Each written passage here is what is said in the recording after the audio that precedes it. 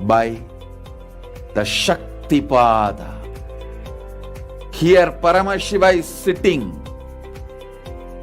to tell you all, you are Paramashiva, you are me, with Shaktipada and Shaktinipada. The Dvitiya Vijnasa Krama is an extensive and thorough yoga sequence to prepare your body to receive the experience being given by the Supreme Founder of Hinduism. Through the yoga, which is aligned as per the source scriptures laid down by Paramashiva and the Agamas, you break all the impossibility in your body and in turn break the very cognition of impossibility. The program leads you to go beyond your human frame and limiting human ideas, which prevents you from living your highest possibility. I will reach you wherever you are, whichever corner of the world you may be. I will reach you with enlightenment. Again I tell you, I am not here to prove I am God, I am here to prove you are God. Don't wait to become divine. Register now at paramashivoham.org.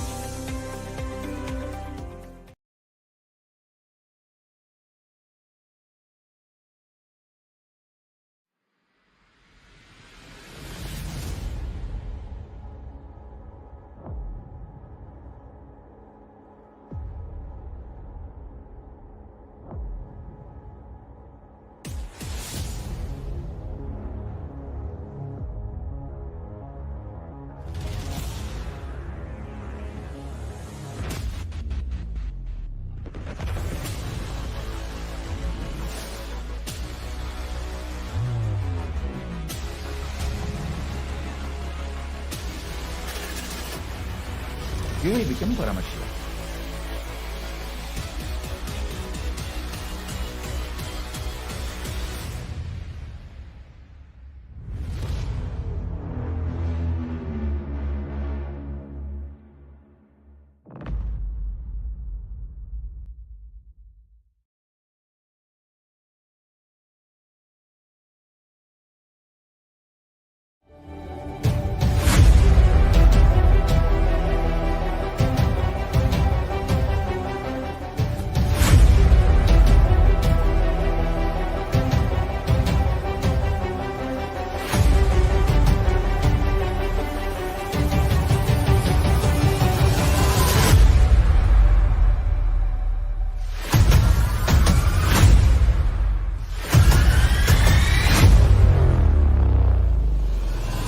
Whatever I shared till now, condensing the whole thing and reviving it as experience, starting from completion, unclutching,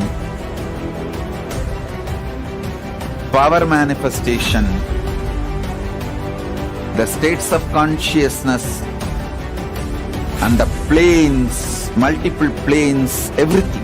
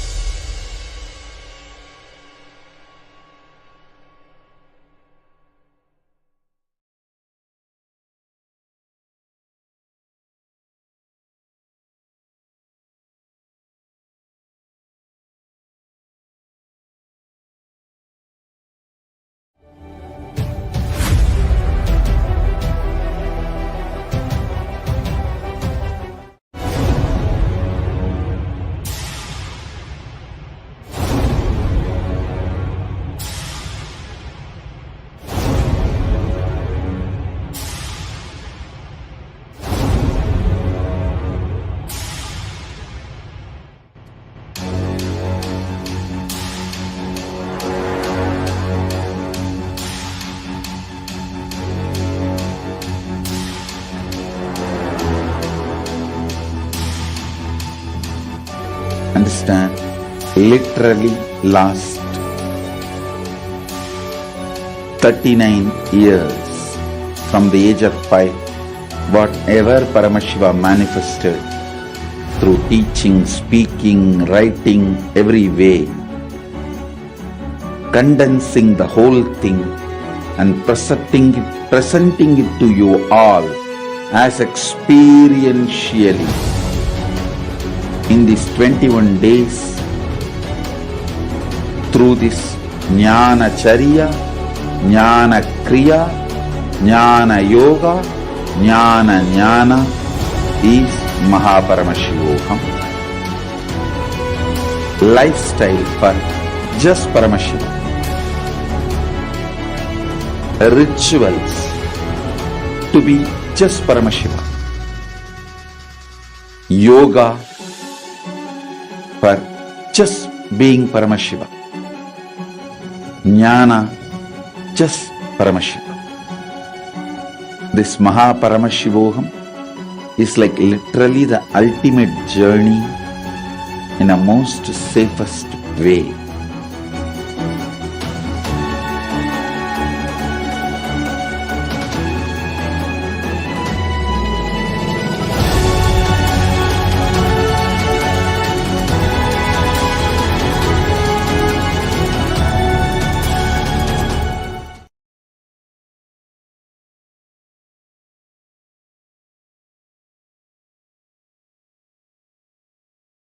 A more intelligently connected world leads to a brighter future.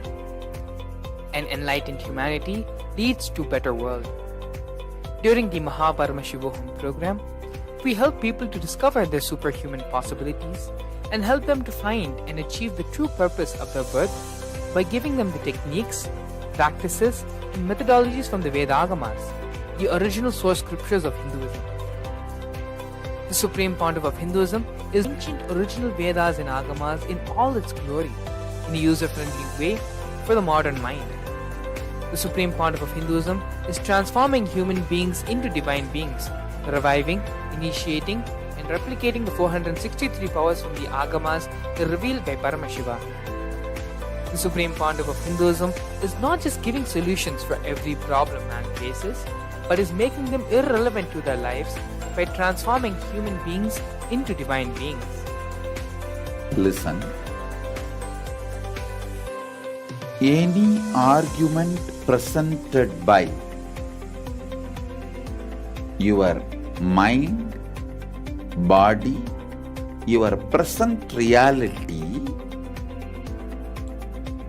to establish you are not Paramashiva. You are not omniscient, omnipotent, omnipresent. Anything presented to prove you are not Paramashiva is illegitimate. Decide this. This is super determinism. Understand? Anything you declare as illegitimate will lose power over you, will die in few days, few minutes, maybe in few weeks, whatever few days it takes. It will not have power over you. Understand, this is the method for sudden enlightenment. This is the method for sudden enlightenment. It happens by the Shaktipada. Here Paramashiva is sitting to tell you all, you are Paramashiva, you are me, with Shaktipada and Shaktinipada. The Dvitiya Vijnasa Krama is an extensive and thorough yoga sequence to prepare your body to receive the experience being given by the Supreme Pontiff of Hinduism. Through the yoga, which is aligned as per the source scriptures laid down by Paramashiva and the Agamas, you break all the impossibility in your body and in turn of impossibility. The program leads you to go beyond your human frame and limiting human ideas, which prevents you from living your highest possibility. I will reach you wherever you are, whichever corner of the world you may be. I will reach you with enlightenment. Again I tell you, I am not here to prove I am God, I am here to prove you are God. Don't wait to become divine. Register now at paramashivoham.org.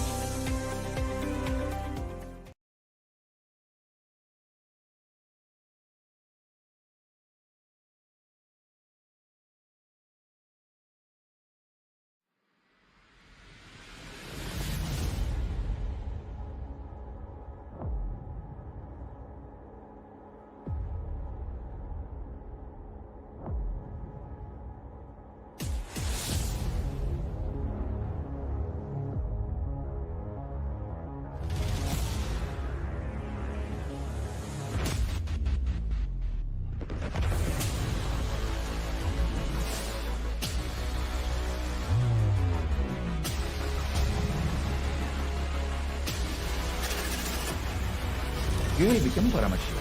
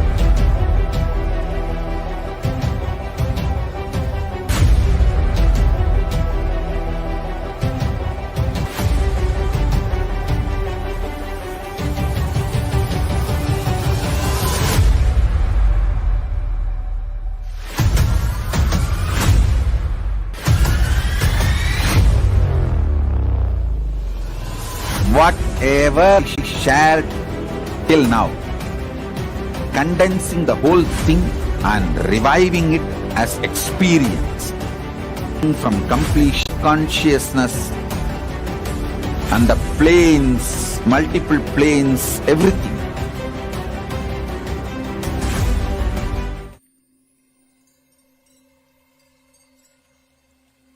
I welcome you all with my love and respect.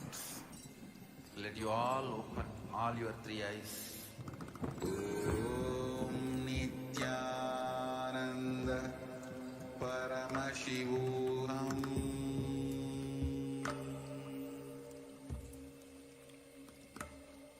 Om Nithyananda Paramashivam.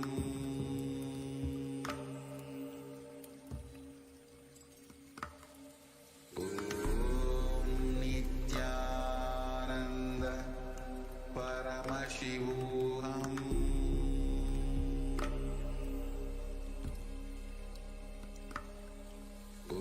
Om Nithyananda Paramashivam. Om Nithyananda Paramashivam.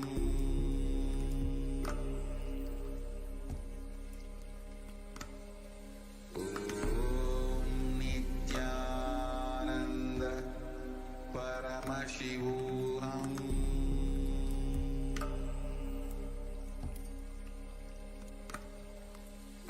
Om Nithyananda Paramashivam.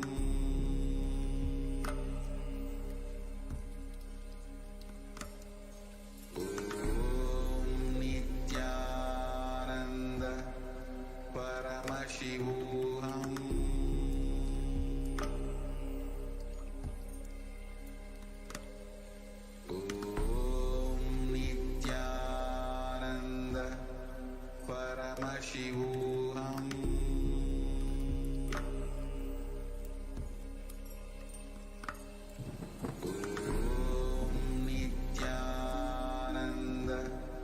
Paramashivam.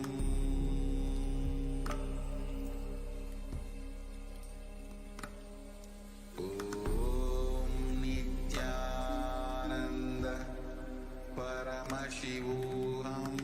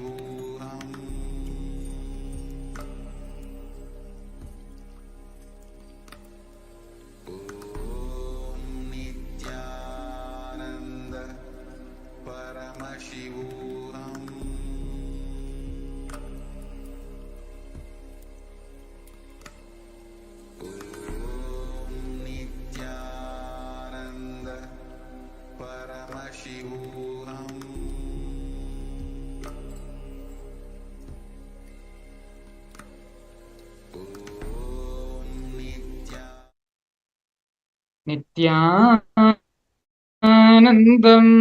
Paramasukadam Kevalam Jnanamurtim Twandvaditam Gagana Sadrisham Tattvamasyadilaksham Ekam Nityam Vimalamachalam Sarvadhi Sakshibhutam Bhavatitam Trigunarahitam Sadgurum Tam Namami.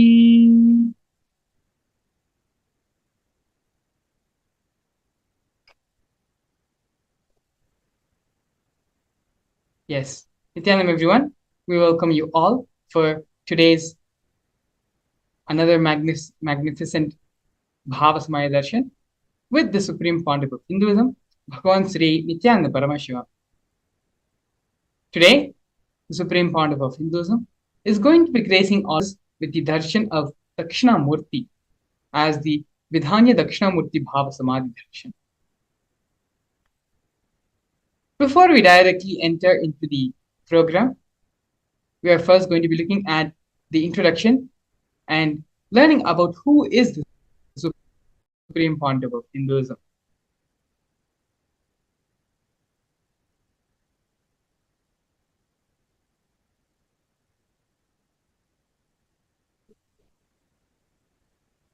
The Supreme Pontiff of Hinduism, Bhagavan Sri Nithyananda Paramashivam, was born on January 3rd, 1978, in the holy and auspicious town of Tiruvannamalai, India.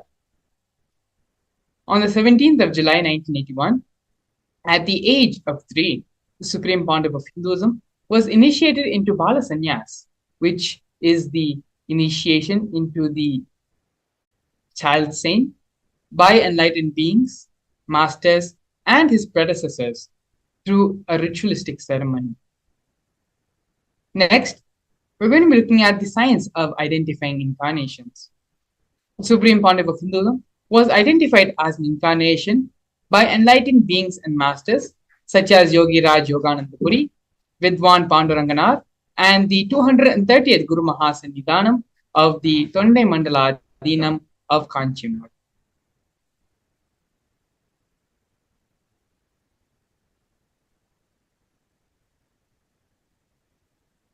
The Supreme Pontiff of Hinduism was coronated at the age of 16 to revive Kailasa. This photograph of the Supreme Pontiff of Hinduism was organized to be taken by his Vedanta Guru, Mata Vibhudananda Puri, also called Mataji Kupammal. You can see there is a conch and a kamandalu, which to the left of the Supreme Pontiff of Hinduism, and a wooden staff to his right, all of which were given by traditional items that are handed over, along with the official induction as the successor into the lineage.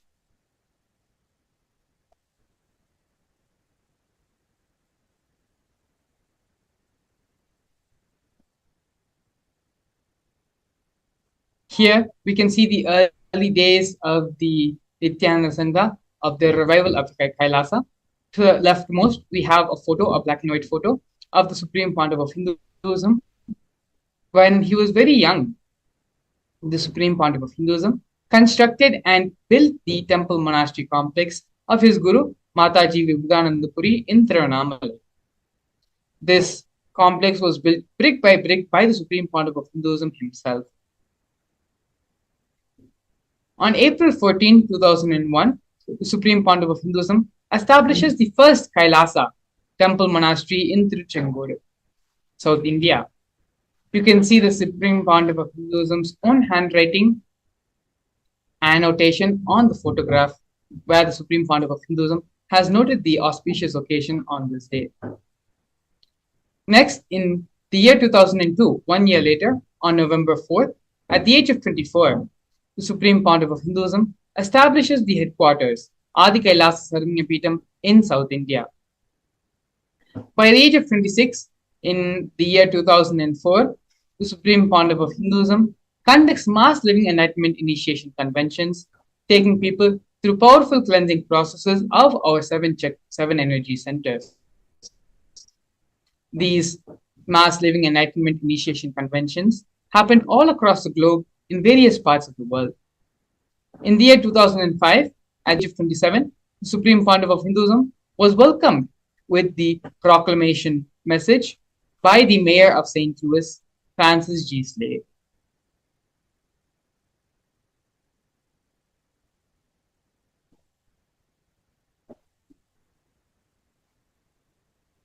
Here we can see the Supreme Pontiff of Hinduism conducting the Mass Living Enlightenment Initiation Conventions all across the globe, in various parts of India, in various parts of North America, in Canada, and many more places.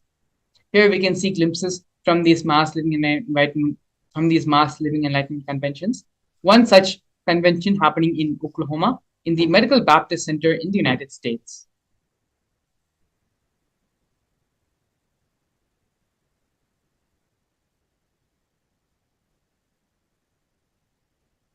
In the years 2015 and 16, the Supreme Pontiff of Hinduism initiated thousands into the mass living enlightenment during the Kumbh Mela festival, both in Nasik in 2015 and in the Ujjain Kumbh Mela in 2016.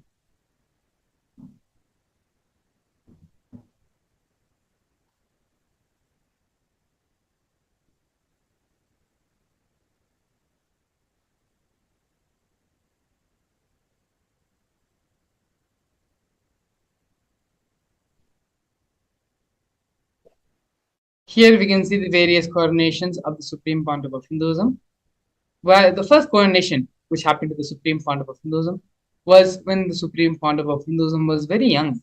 And at that time, the Supreme Pontiff of Hinduism was ordained as the 233rd Guru Mahasannidhanam of Kanchi Kailasa Sarvanyapeetham, which is the Tonde Mandaladinam. In the coming years, the Supreme Pontiff of Hinduism was coronated as the incumbent emperor of the Suryavamshi Surangi Samraja, was coronated as the 23rd Guru Mahasannidhanam of Dharma Mukti Swargaparamadinam. In the year 2012, the Supreme Pontiff of Hinduism was coronated as 293rd Jagat Guru Mahasannidhanam of Kailasonatha Shyamlapita Sarvanyapeetham of Madurai. In the year following that, in 2013, the Supreme Pontiff of Hinduism was coronated as the present Mahamandaleshwar, which is the supreme spiritual head of the Mahanirvani Akhada, which is the most ancient and oldest apex body of Hinduism. In the year 2014, the Supreme Pontiff of Hinduism was coronated as the 1008th Acharya Mahamandaleshwar, which is the head of all the spiritual leaders of the Atal Akhada. In the year 2015, the Supreme Pontiff of Hinduism was elected as the Supreme Pontiff of Hinduism by a congregation of over 1,000 Hindu leaders, pontiffs.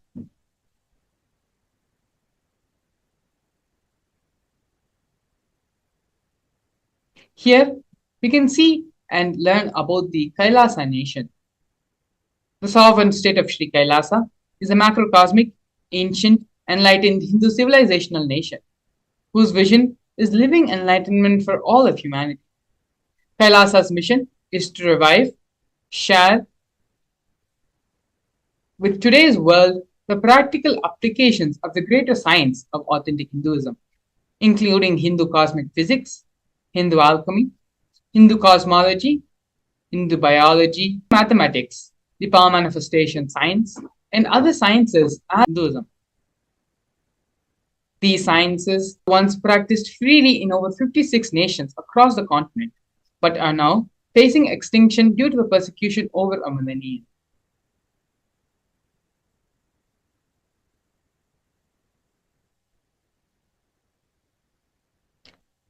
We are now going to be looking at the 108 Sri Kailasas Uniting Nation initiatives. Sri Kailasa Uniting Nation initiatives are 108 different initiatives supporting a variety of humanitarian services, collectively allowing for the creation of an enlightened, peaceful, sustainable, equitable, resilient, and thriving world. One of the projects which we're going to be looking at by Sri Kailasa Uniting Nations is the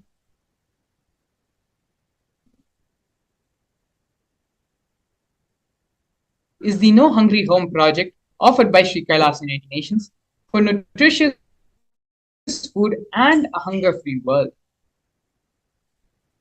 Kailasa, over the past 27 years, has served more than 1 billion meals. Every month for the past 27 years, Hindu ASMT community has served Annadan, and a total of 3 million Annadans have happened in Kailasa and in all the various branches and embassies of Kailasa. These Annadans were provided for all in religious gatherings to everyone without discrimination. 10,000 meals are served daily, free of cost, and up to 100,000 meals are being served on festival days.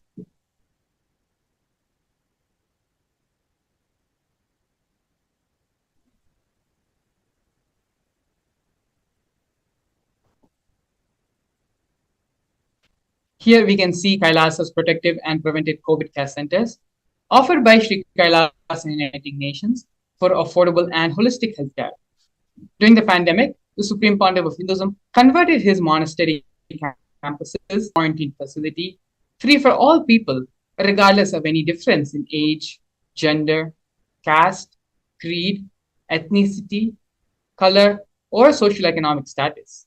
Food, shelter, internet, and all the basic facilities, including free medical services, were provided for an indefinite amount of time. More than 30 million citizens followed Kailasa's 28-day spiritual regimen in the year 2020.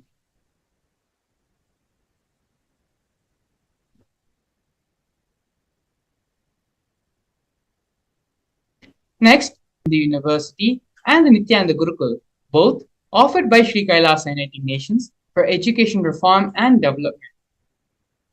The Nithyananda Hindu University is established by the Supreme Pontiff of Hinduism and is the world's largest Hindu university. Nithyananda's Hindu University has more than 20 million enrollments, 7,000 free courses, and extended campuses in 150 different countries. The Nithyananda Gurukul is inaugurated by the Supreme Pontiff of Hinduism on the 2nd of October 2006 and is for the revival of the ancient Adishaiva Guru-disciple education system, which is an authentic knowledge transmission system based on enlightenment.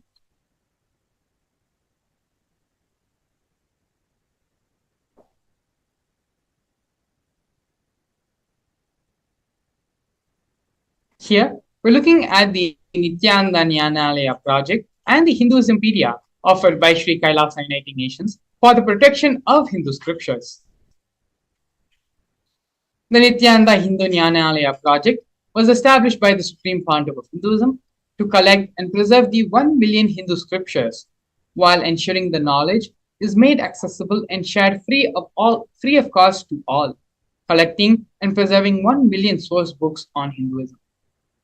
The Supreme Pontiff of Hinduism himself has authored 10,000 books in 3 different languages and translated into 50 other different languages, has published more than 10,000 articles, and has given more than 10,000 hours of free discourses with over 1 billion combined views. Kailasa's Hinduismpedia is an establishment by the Supreme Pontiff of Hinduism, where the Supreme Pontiff of Hinduism has collected more than 15 terabyte digital books and rare manuscripts from all 19 Sarvanyapitas, ancient mutts, and ashrams. 1 million pages on Hinduism and a collection of 22,000 digital books, 1,000 e-textbooks, and 100,000 articles on various topics of Hinduism.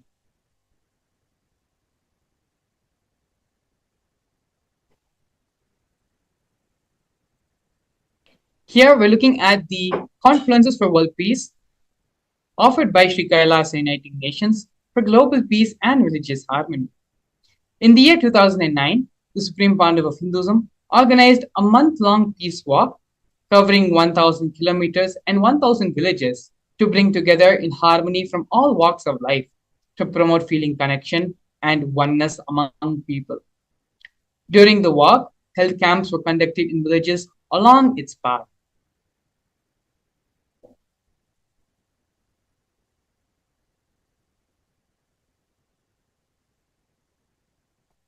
Next, we have Sri Kailasa Uniting Nations for Feminine Empowerment and Gender Equality, offering women empowerment programs.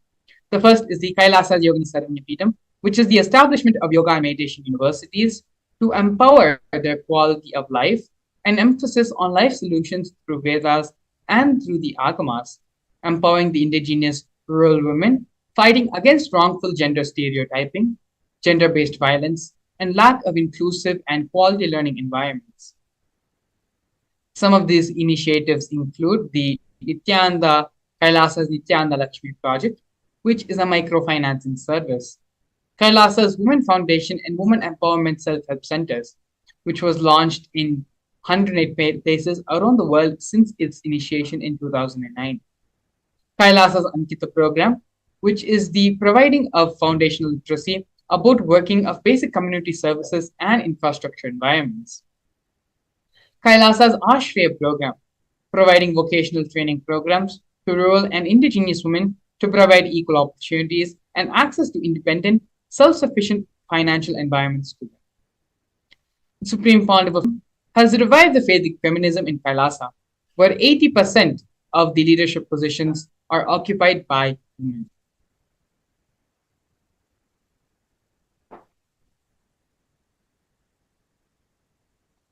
Next, we are looking at the offerings made by Sri Kailasa Uniting Nations for Yoga in the form of the Nityananda Yoga. The Supreme Pandav of Hinduism has revived 108 scientifically validated kriyas, specifically targeted to 108 major disorders and diseases such as diabetes, arthritis, and blood pressure. The Supreme Pandav of Hinduism is also reviving the ancient pole yoga, which is the Shivastambha Yoga, and rope yoga, which is the Kundalini Rajya Yoga, in which yogic asanas, postures, and weight balancing techniques are performed to create the yogic physiology, aligning it to the cosmic geometry that manifests superconscious powers. Not only that, but the Supreme Pandav of Hinduism has also been awarded 2 Guinness World Records for the largest rope yoga class and the largest Shivastambha class, with bringing worldwide attention to these extraordinary forms of yoga. These Guinness World Records were established on the 30th of September and 3rd of October, respectively.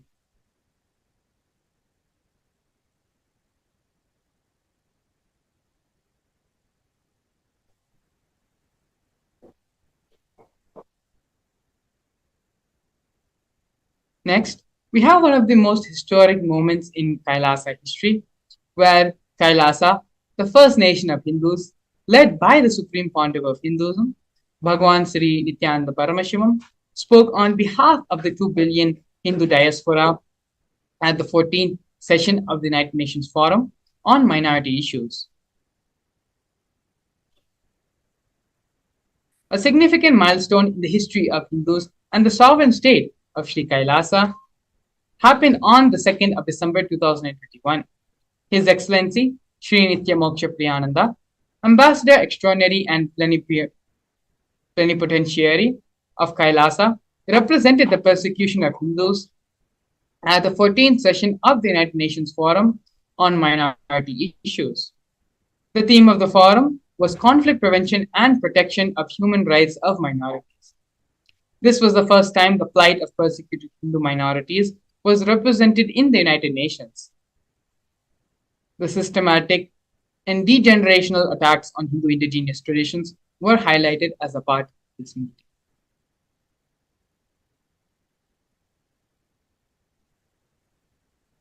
Various illegal persecutions and attacks happened on Kailasa and on the Supreme Pontiff of Hinduism. Over 70 assassination attempts and physical attacks have happened on the Supreme Pontiff of Hinduism in India and abroad. 40 attacks on community members, destruction of temple monasteries and properties, over 60 incidents of attacks of molestation and rape of women and women monks. Intense lawfare through the 100 different false cases, legal cases, being falsely accused and put on the Supreme Pontiff of Hinduism.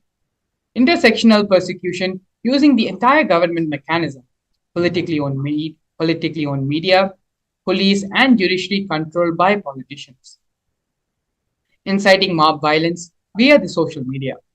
These are not just one or two, but many ways through which the illegal attacks are happening on the Supreme Pontiff of Hinduism by anti-spiritual elements and anti-Hindu elements.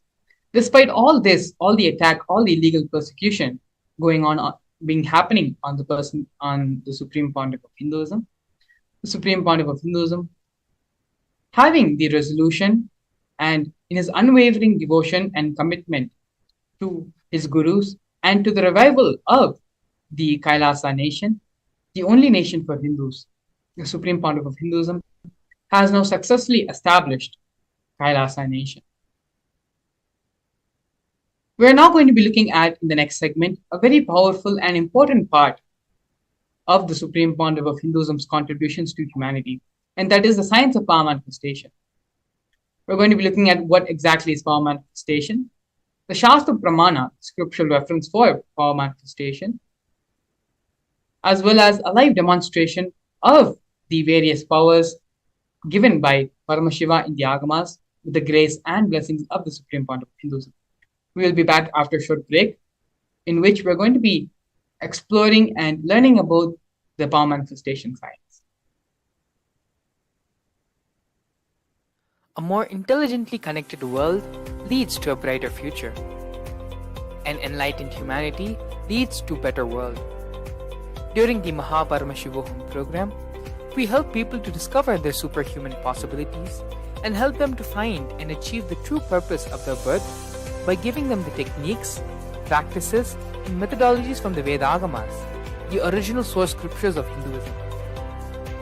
The Supreme Pontiff of Hinduism is reviving the ancient original Vedas and Agamas in all its glory, in a user-friendly way for the modern mind.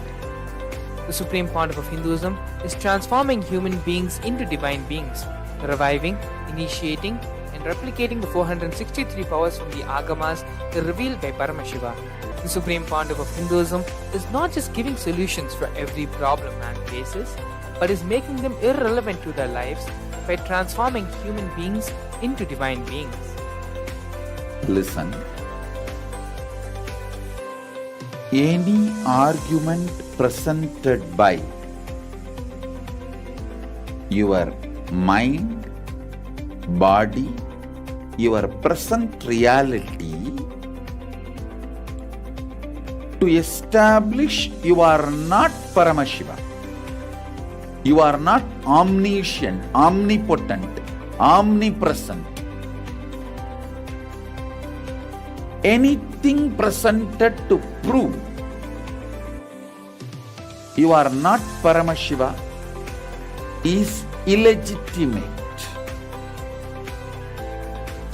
Decide this. This is super determinism. Understand? Anything you declare as illegitimate will lose power over you, will die in few days, few minutes, maybe in few weeks, whatever few days it takes. It will not have power over you. Understand? This is the method for sudden enlightenment. This is the method for sudden enlightenment.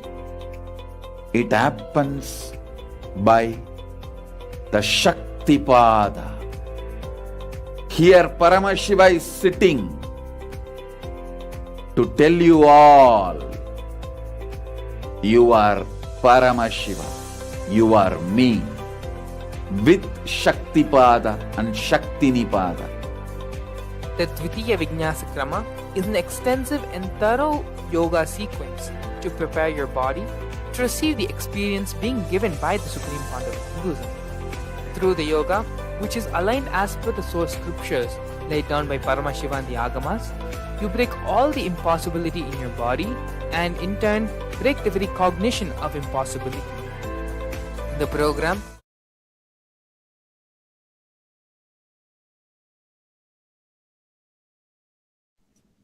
Nithyanandam, we welcome all the viewers watching us live on our social media platforms, on the official Supreme Founder of Hinduism, Nithyananda Paramashivam YouTube channel, and the official Facebook page, to this powerful and beautiful session on manifesting powers.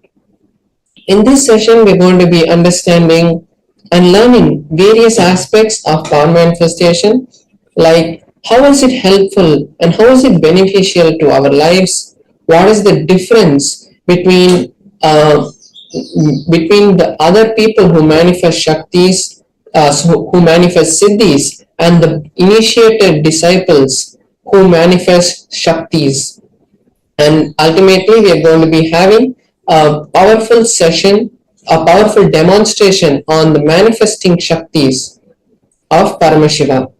So let us understand first what are the powers and where do they come from. The powers actually come from the Vedas and Agamas, which are the source scriptures of Hinduism. And in the Vedas and Agamas, Paramashiva reveals in detail about how every human is hardwired to manifest the Shaktis of Paramashiva. Manifesting powers are given in detail in the Vedas and Agamas, a step-by-step methodology of how to manifest them and how, when we achieve enlightenment, how these manifestations happen.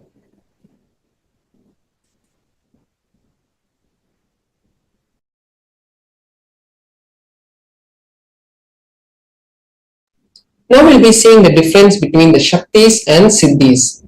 The Shaktis are powers that manifest from the space of enlightenment. Means when you reach that space where you are Paramashiva, it manifests from that space. But Siddhis, on the other hand, manifest when you do tapas. And when you do tapas, you accumulate good karma and you accumulate punya, which protects you, but which manifests through you as Siddhis. Because when you hold that space for the cosmos, you get these, but these will distract you.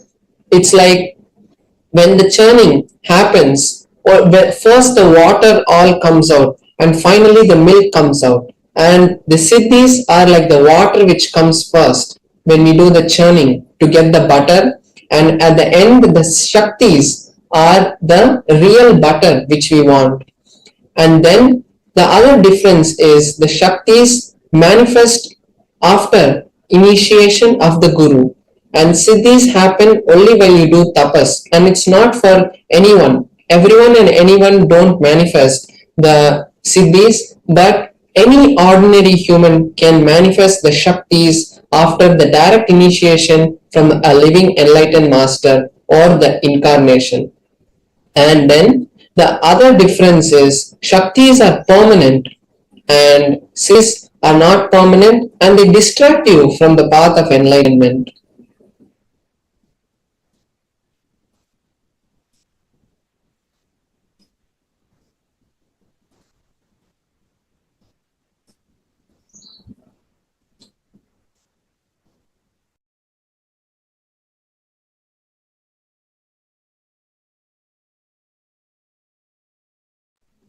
Now we're going to be seeing the various pramanas. How are these powers derived? From where do we get these powers and how is it validated?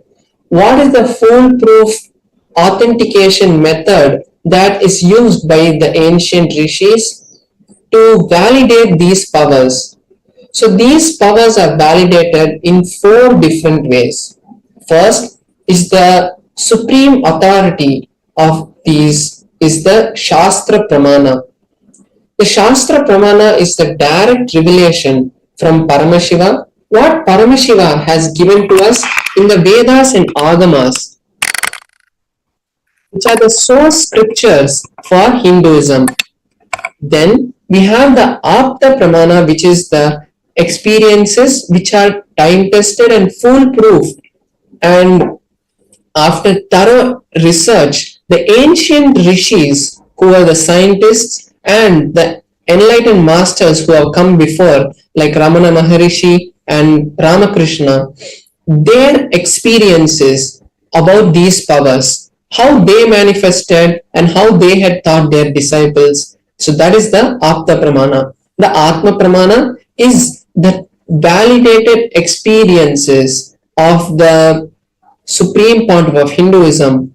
How the Supreme Pontiff of Hinduism, after manifesting these Shaktis, he validates them with the Apta Pramana, seeing whether his experiences match the Apta Pramana, and then seeing whether his experiences match with the Shastra Pramana. After that, he reveals it to us as his Atma Pramana. Then we have the Pratyaksha Pramana, which is the scientific study and the empirical evidence of these Shaktis. What science understands when these powers manifest. And now we're going to be going through a detailed explanation of each of these Pramanas for the powers. So before that, we'll be seeing the source of these Shaktis. Who's the source? So as I mentioned before, Paramashiva is the source of these Shaktis. Paramashiva is the primordial divinity, and he is the ultimate reality and the self-effulgent. He is also Swayam Prakasha, which is self-effulgent, and he is omniscient and omnipresent. From him, this whole universe is manifested, and by his manifestation, the five actions are manifested, which is the creation, sustenance, rejuvenation, removing from delusion, and liberation. So through these five actions, all of this whole universe, this whole cosmos, this whole existence that is there, which we know, is created and sustained. The ultimate truth about Shaktis is when the powerful cognitions are mapped into our consciousness, when the jnana is mapped into the prajna, it manifests as possibilities and powers in every being, which is prajnana.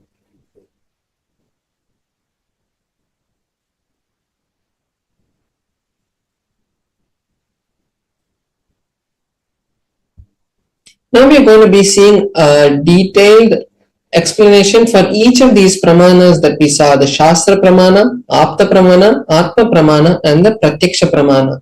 So first we have the Shastra Pramana for the power of third eye, which is from the Vijnana Bhairava Tantra, a scripture directly revealed by Paramashiva to Paramashiva Shakti. And in that scripture, he gives the reference for the power of third eye.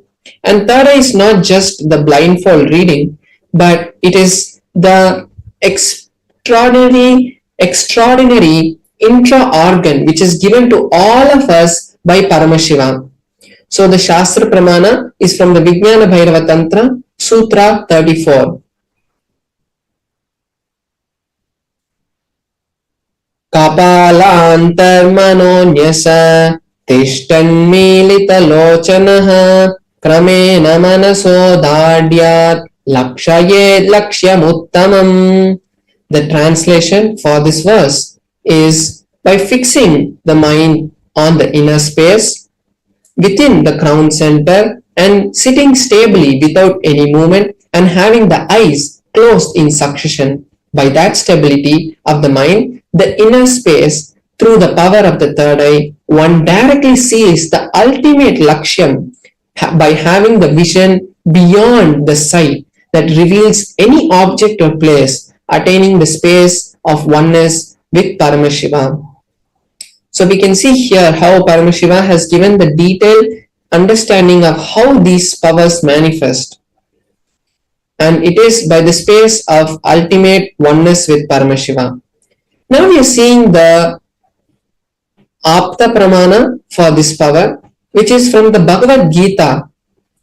The Bhagavad Gita is in the historical epic called the Mahabharata, and in the Mahabharata there is a dialogue between Arjuna and Krishna, where Bhagavan Krishna is the direct incarnation of Parandama and Arjuna is the disciple, is the friend of Krishna. And before going to the war, Arjuna has some delusion which blocks him from performing the instructions of Bhagavan Krishna, and at that time the ultimate scripture of the Bhagavad Gita is revealed to humanity. So in that, the 11th chapter, Arjuna has the desire to see the divine vision, the divine darshan.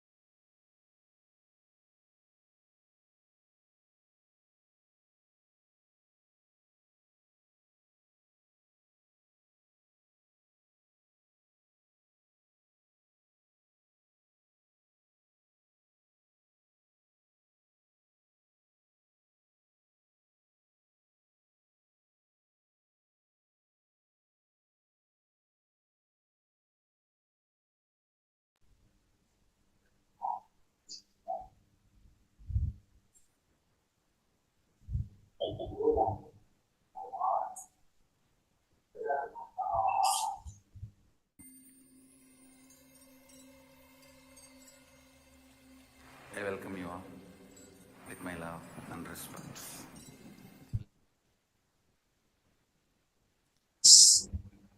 Sorry for the technical glitch.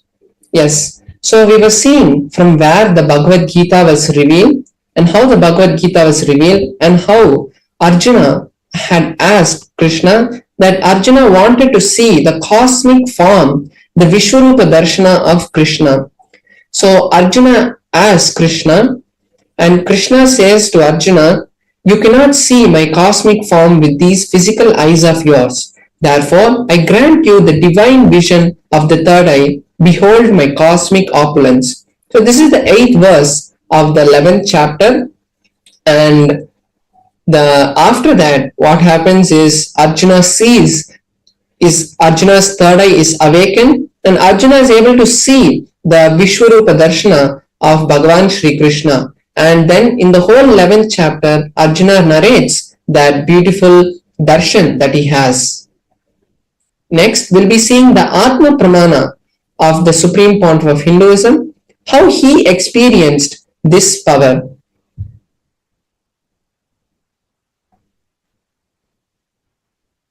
Inside and outside broke. So in the Supreme Pontiff of Hinduism's own words, he says, that I was able to see everything. I was able to see, in my first experience, I was able to see the whole 360 degrees around me, above me, in all 10 directions, Everything. and below me. I was able to not only see everything, I was able to feel and experience everything. So as we saw in the Shastra Pramana, the verse says that once the mind and body is in stable oneness with Paramashiva, Which I was sitting, you will be able to see beyond the sight and have the divine vision of the ultimate goal, equally. extraordinary oneness and Advaita with Paramashiva. So we can see this in this experience of the Supreme Pontiff of Hinduism. Next, we'll be seeing the empirical evidence, which is the scientific study on the Supreme Pontiff of Hinduism. bush, shrubs, trees, everything, everything, everything.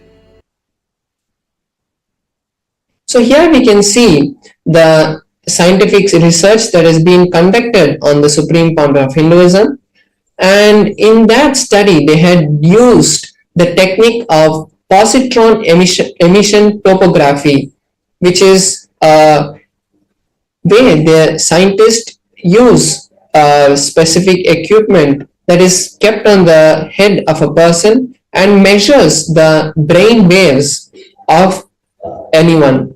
So we can see how in this picture the Supreme Pontiff of Hinduism itself is going through the research, and when they had done the measurements, they found high activity in the part of the brain which hosts the third eye, where the third eye is. So in the frontal lobe of the Supreme Pontiff of Hinduism, they were able to see high amount of activity being released, and 90% of the energy was from that place, and the whole rest of the brain was silent and had become dark. So this is the findings that they could find from the Supreme Pontiff of Hinduism's own brain when they had done the scan. Now we'll be seeing one of the powers that manifests from the power of the third eye, which is the power of consciousness over matter. And consciousness over matter is also from the Vijnana Bhairava Tantra. We'll be seeing the Shastra Pramana now, and then we'll be moving on to the live demonstration of this power. So the Shastra Pramana for the power of consciousness from the Vijnana Bhairava Tantra, Sutra 120, Dharana 95. Bhagavan Paramashiva says, Kvachid Vastuni Vinyasya Shane Drishtim Nivartayet Tajnanam Chitta Sahitam Devi Shunyalayo Bhavet.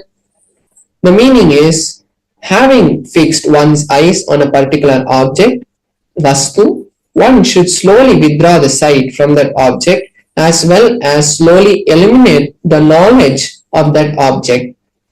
Then one should remove all the thoughts, one should unclutch from all the thoughts and impressions of that object.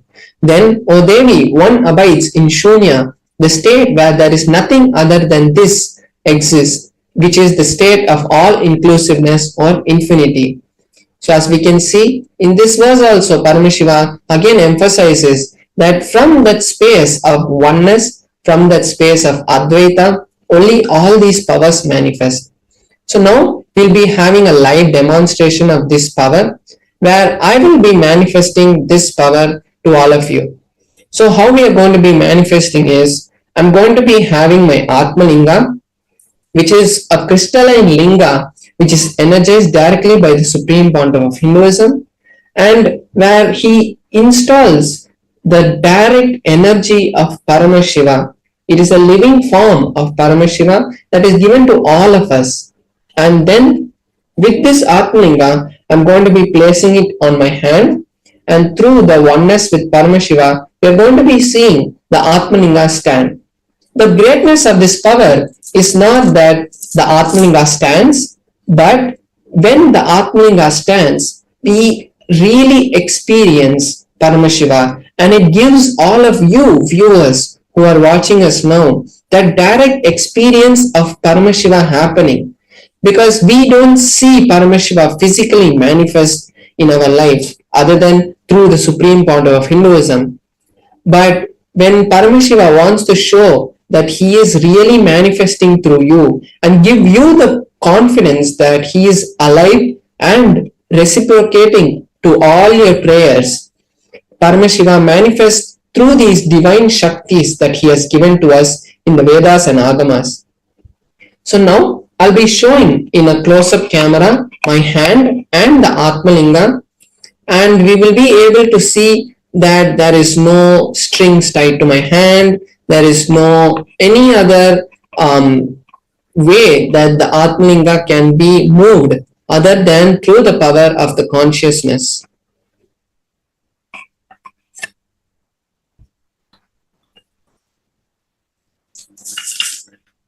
So here we can see my hand and the Atmalinga.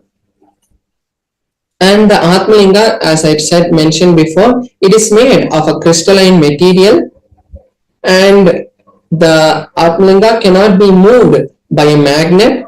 And we can see that my hand also, there is no kind of glue, there is no kind of strings tied. And when I'm going to be doing the manifestation, I'm also going to be having this tissue paper. So you can see that it's just a plain tissue paper, there's no strings or anything in it.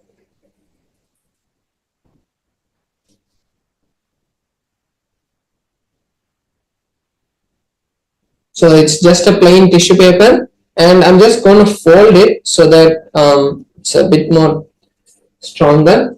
So here's the tissue paper, and now I'm going to be placing my Atmalinga on my hand. And when I manifest, I'll be showing you that I'll be doing this to show that there is no strings tied. So even now we can see that there is no strings tied. As I'm going in a full 360-degree rotation around my Atmalinga, we can see that even when I move my hand also, there's no movement in the Atmalinga itself. The Atmalinga is stable. So now I'll be chanting the Mahavakya intensely, and when I do that, we will be seeing that directly the Atmalinga is standing, and it is not the as I mentioned before, it is not to prove that we can manifest powers, but it is to show that Paramashiva is manifesting through all of us. So because of that, we'll be, and when we manifest these powers, the most important thing that happens is we are creating an ecosystem, a Vata Varna, where any desire that we have, because we are in oneness with Paramashiva, any desire that we have automatically manifest, because it becomes the desires that happen in us starts to directly be downloaded by Paramashiva. Only what he wants start manifesting through us, because we start to understand that we are Paramashiva. So any power that we want or any desire that we want to manifest happens. So all the viewers also can take this time now to manifest any intention, whether it might be some wealth, health, or any relationship that you want. This is the best time to create the reality for that to happen. So now I'll be chanting the Mahavakya, and all of you viewers watching us now can also take this time now to create, because every day we are manifesting the powers in this segment. So every day you're building that connection, because only when the connection happens, it will really manifest. Like only when the phone is connected to the Wi-Fi, you can use it to send messages. So when every day you keep doing the power manifestation, you will start to see that you are able to connect with Paramashiva. You are able to allow that flow of energy to happen through you. So now I'll be chanting the Mahavakya, and all of you can join me and also chant along to manifest the state and space of Paramashiva. Om Nithyananda Paramashivoham. Om Nithyananda Paramashivoham. Om Nithyananda Paramashivoham. Om Nithyananda Paramashivoham. Om Nithyananda Paramashivoham. Om Nithyananda Paramashivoham. Om Nithyananda Paramashivoham. Om Nithyananda Paramashivoham. Om Nithyananda Paramashivam. Om Nithyananda Paramashivam. So we can see standing also there is no movement in the Atmalinga. So we can see it's the direct manifestation of Paramashiva happening. Om Nithyananda Paramashivoham. Om Nithyananda Paramashivoham. Om Nithyananda Paramashivoham.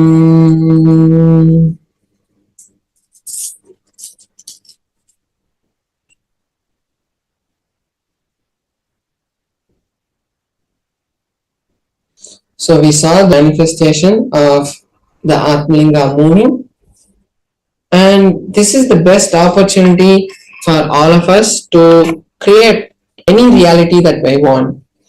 So the best reality that I think that all of us should create is Mahaparamashivaham, because when we attend Mahaparamashivaham, it is not just another spiritual retreat or online mind solutions or problem solving kind of program.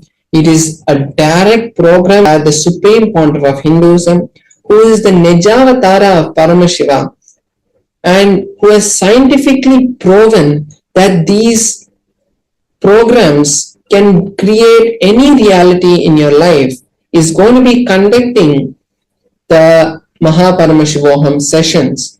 And when we sit in those sessions, what you think about wealth, health, powers, money, anything that you think, totally there'll be a change, because you will get the real understandings and real cognitions about these powers. And when you get that, you will be easily able to create anything in your life, because you're getting the password to the cosmos and you're getting the direct connection to Paramashiva. And when Paramashiva ordains, anything that you want will happen. So now will be, you can all take some time now to create that intention first. Maybe you don't have this cognition or understanding right now that your reality is being blessed by Paramashiva, because when he wants you to attend the program, when he wants you, it is only by his will that you can do anything.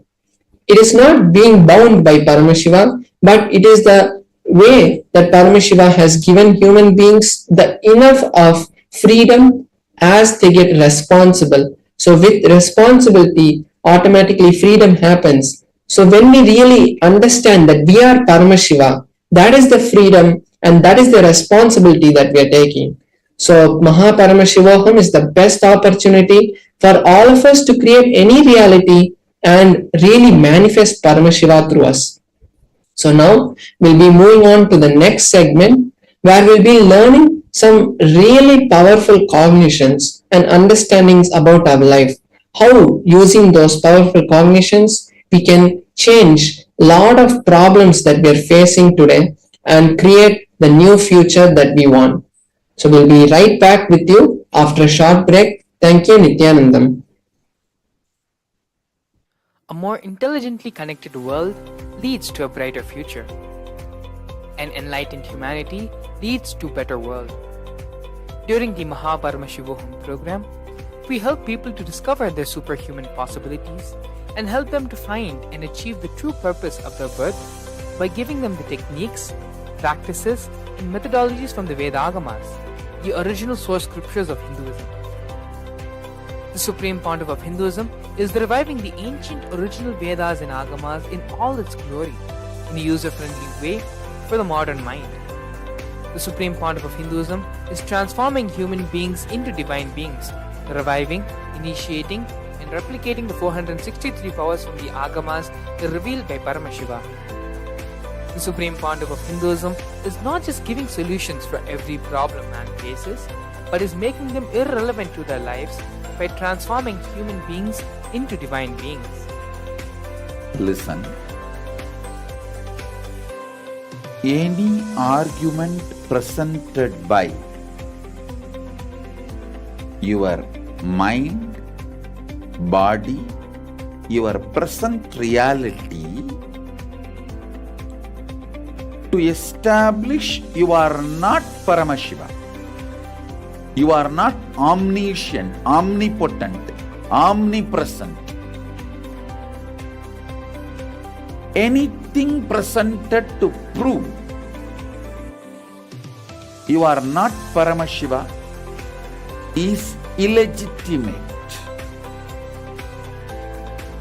Decide this. This is super determinism. Understand? Anything you declare as illegitimate will lose power over you, will die in few days, few minutes, maybe in few weeks, whatever few days it takes. It will not have power over you.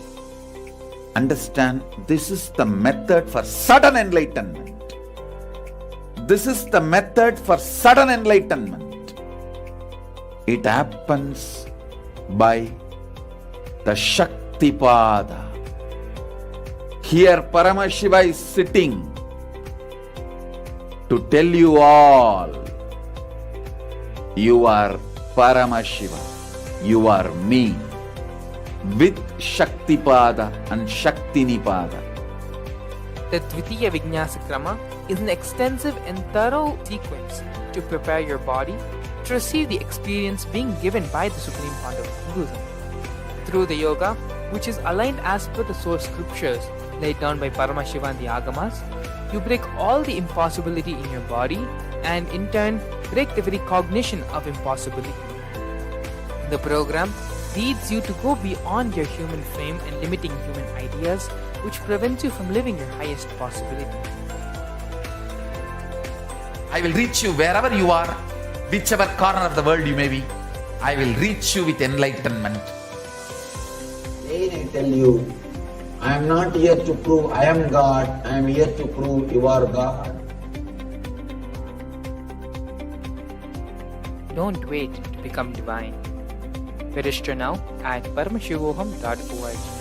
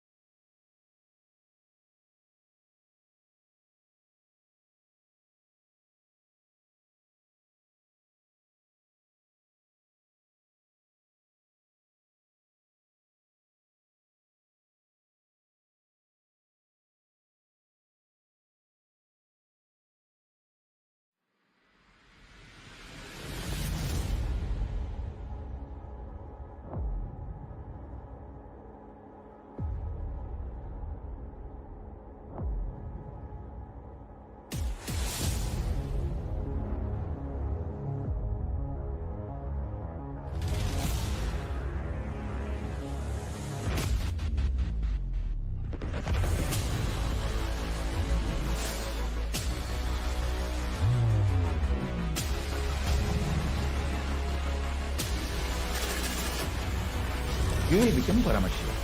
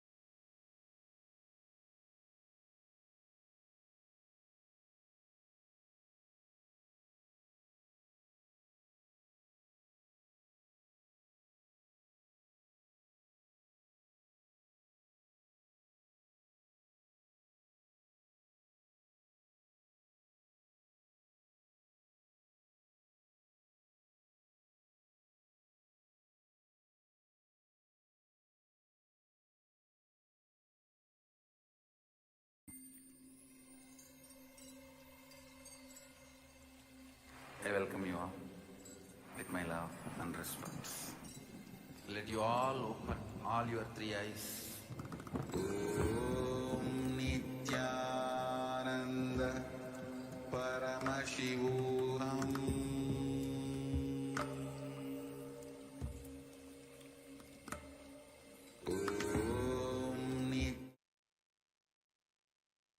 Yes, Nithyananda everyone, we're back. Beautifully, in the previous segment, we saw Paramashivam Maharaj demonstrate the powers of the third eye, displaying the science of power manifestation. Paramashivam Maharaj, with the grace and blessings of the Supreme Founder of Hinduism, was successfully able to manifest the power of consciousness over matter, where the Atmalinga in his hand he was able to move it from being in a horizontal flat position to a vertical standing position. These are just one of the many powers which Paramashiva has listed in the Vedas and Agamas, a total of 463. In this next segment now, we're going to be learning more about the Bhava Samadhi Darshan, which we are all going to be receiving today from the Supreme Founder of Hinduism with his grace and blessings. Dakshinamurthy. Dakshinamurthy is the embodiment of the Guru Tattva, of Guru in our life. Once there's a beautiful Leela story which happens in Mahakailasa, in the abode of Paramashiva. As we all may know, Paramashiva is mostly always in Samadhi, in the space of Nirvikalpa Samadhi. One day Devi Parvati, Parashakti, asks Paramashiva, "Oh Paramashiva, always you're in meditation, you're in contemplation, you're sitting in such a restful awareness, deep space, without attending to anything in the outer world, without attending to anything which is happening around you. What is it that you're so engrossed in meditating?" Paramashiva beautifully answers, "I am meditating on the Guru Tattva." It is through the Guru we achieve the ultimate. We experience and realize our oneness with the cosmos. We are now going to be watching a series of videos given by the Supreme Founder of Hinduism on this truth of the Guru Tattva, as well as the story of Dakshinamurthy. Dakshinamurthy is the Adi Guru, the first Guru to happen on this planet. Before we enter into the segment, we request all our viewers to please sit with your head, neck, and spine in a straight single line, and allow for the space of restful awareness to settle in your system. Let us move from the space of hearing to the space of listening, because it is only in the space of listening where everything that Swamiji says will be imbibed by our systems for cognition. So please sit straight, take a few minutes, and come back, relax yourself into the space of restful awareness. Keep aside all your electronic devices, gadgets, whatever it is that may be distracting you or may be a distraction for you during the session. Keep everything aside, close the door if you need to, and just sit with yourself in a space of deep restful awareness. We are now going to be listening to the great truths given by the Supreme Founder of Hinduism on the Guru Tattva and on Dakshinamurthy.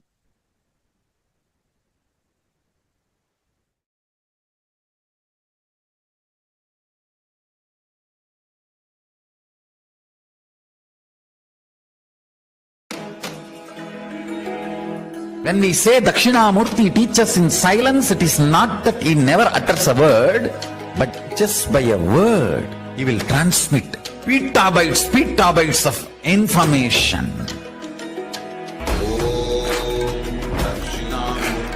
He sat as Dakshinamurthy in his formless space. His very presence vibrated, and all the rishis received that great truths. Dakshinamurtaye cha vidmahe jnanahastaya dhimahi tanno dhisha prachodayat. Om Dakshinamurtaye cha vidmahe jnanahastaya dhimahi tanno dhisha prachodayat.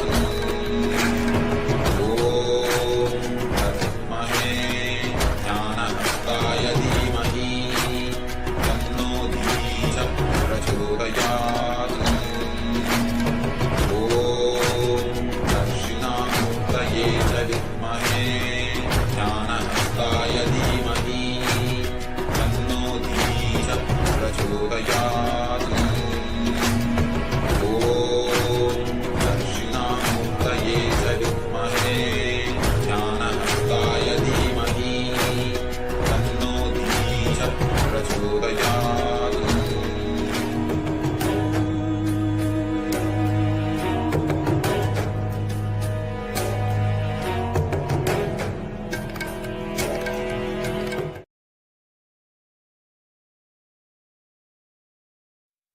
So, silently, Shiva lands in the Tarugavana as a handsome young man.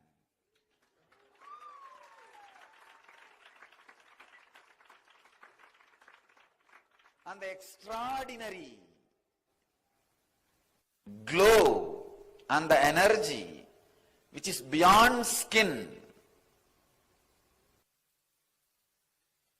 the extraordinary radiance, tejas, beyond the skin color, extraordinary attraction beyond the size of the body, he manifested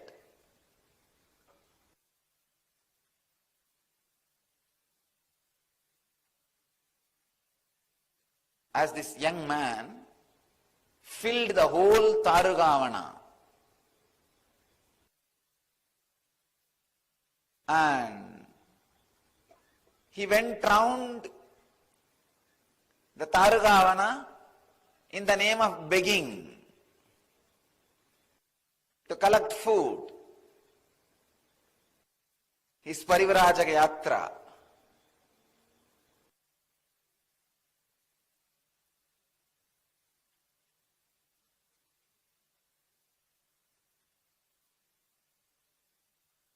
All the wives of the rishis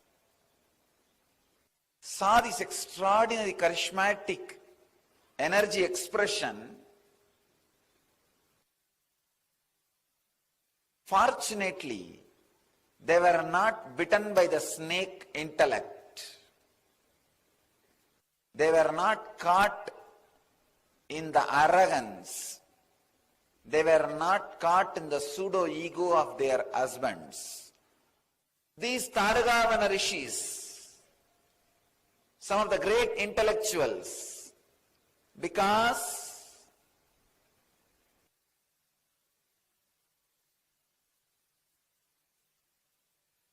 they felt they can do anything they want through the power of yajnas. They started experiencing or feeling the subtlest problem of life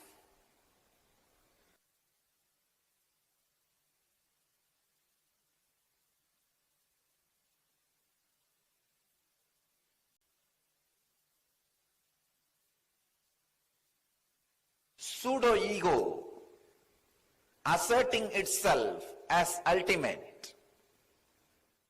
So, silently, Shiva lands in the Tarugavana as a handsome young man.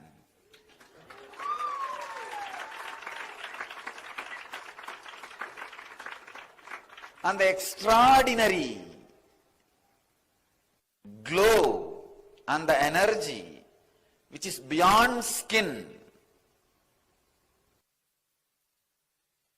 the extraordinary radiance, tejas, beyond the skin color, extraordinary attraction beyond the size of the body, he manifested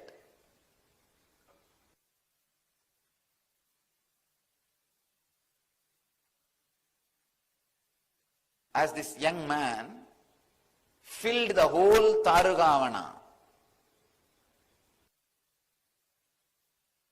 And he went round the Tarugavana in the name of begging to collect food. his Parivrajaka Yatra.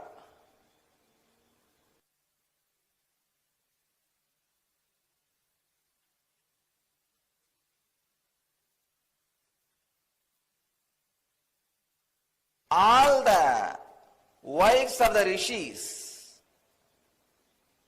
saw this extraordinary charismatic energy expression.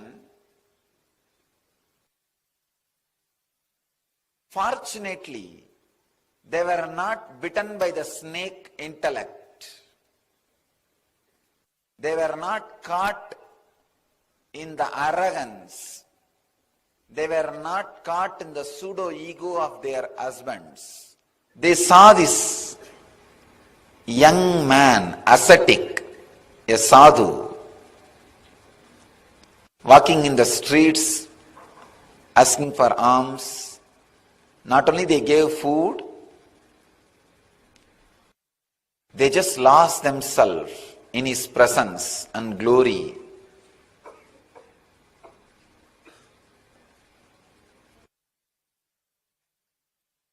All of them have started spending time around him, started listening to his teachings.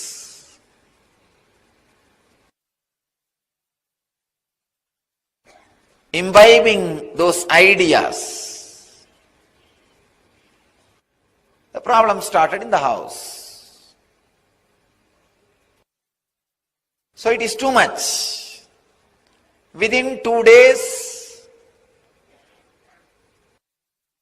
there was a meeting of all the intellectuals, big discussion, how to stop this young sadhu going around and begging and giving lessons and teachings and taking classes. Something immediately need to be done, otherwise we will not have anybody in our house. We will be left all by ourselves. Everybody has started following them. They created a violent plan. We need to destroy him, finish him off. So they gathered.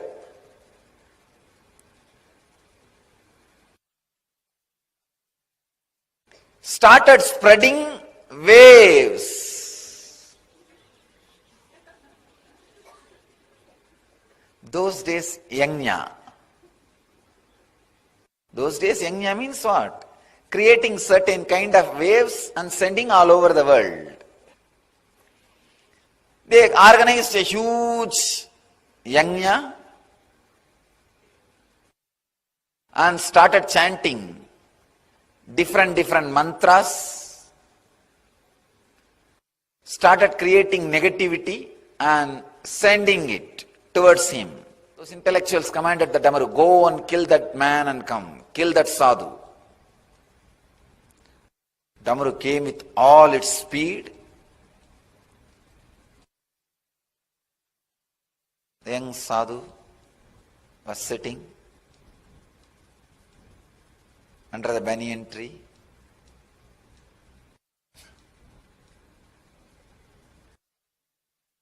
The light smile, opened his eyes and saw what is coming. The Damaru with all the vigor and power was trying to come near to destroy. All this young sadhu did, he just caught it and kept in his hand to play whenever he wants. Then they created another huge weapon. It's called Maru. They sent that weapon. All right, at least you go and destroy him and come back. Neither Damaru nor Deer did the job. You go. When that came again, he did not even move. Just picked up that Maru and kept it in his right hand. Be with me. You may be useful whenever I want.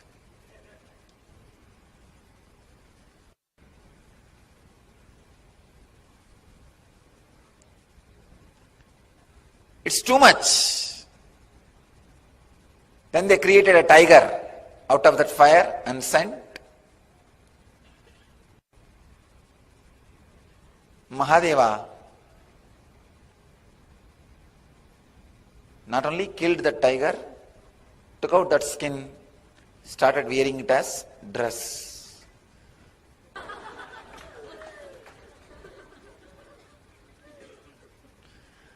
So he started wearing it as dress.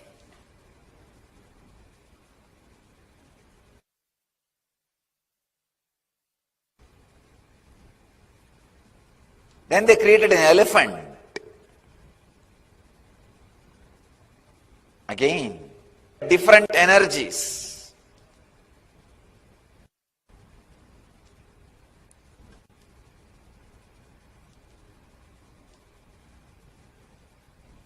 Finally created a asura, dark,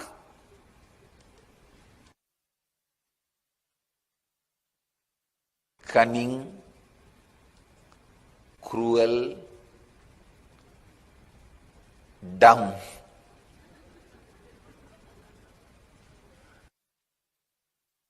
Muyalaka. You go and do some conspiracy, create some problem, destroy this young sadhu. Shiva did not even bother.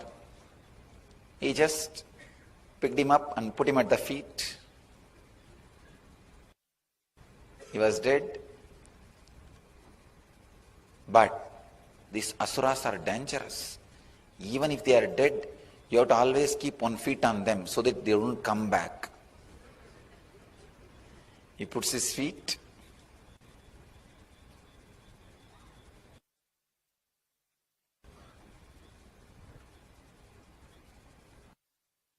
Realizing their utter failure,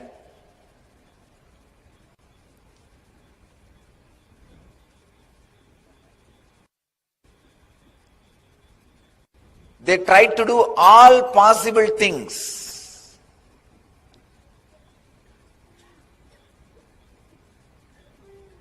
Sending different weapons in a different way and different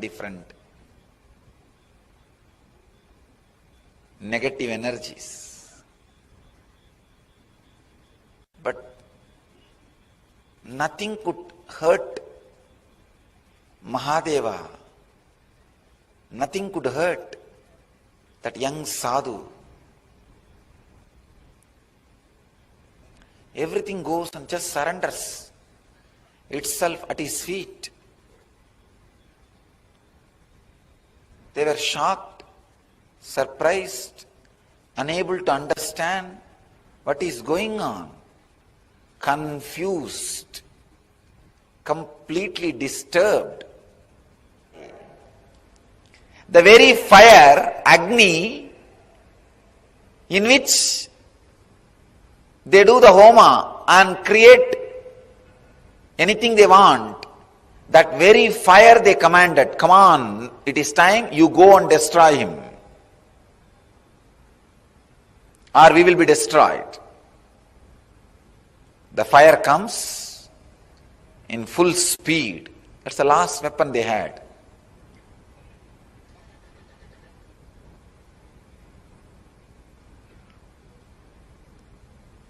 Shiva did not even,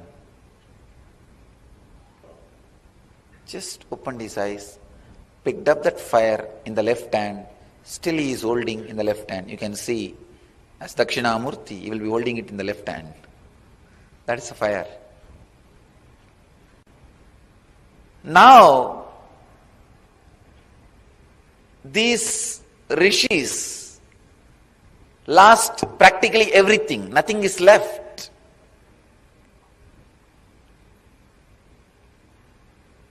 It is too much. Too strong lesson for them.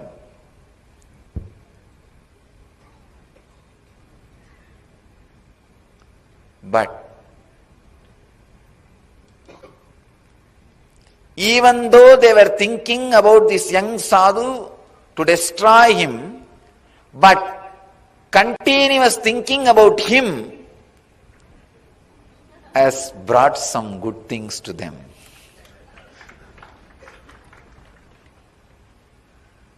Those rishis are fortunate. Maybe the layer of negativity they carried was very less. Just because they were constantly thinking about him, they finally decided, if there is somebody who can stand all the negative things we can do and still be calm, composed and continue what he wants to do, then he must be extraordinary power. They had little intelligence also along with their intellect. Fortunately, they went and surrendered at the feet of Mahadeva. Because they surrendered, Shiva gave knowledge to them also. Not only he saved humanity from these atheistic intellectuals, because they also surrendered, he saved them also from themselves. By his presence, intense silence, he liberated them, enlightened them, made them to understand just the karma or the extraordinary powers are not ultimate. There is something more than that. Understand this story.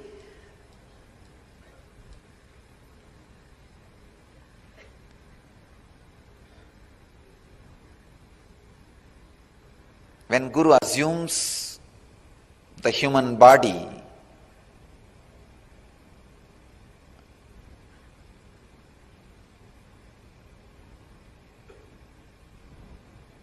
when he comes down to the human frequency to save humanity from atheistic intellectuals and save themselves from themselves, save them also from themselves.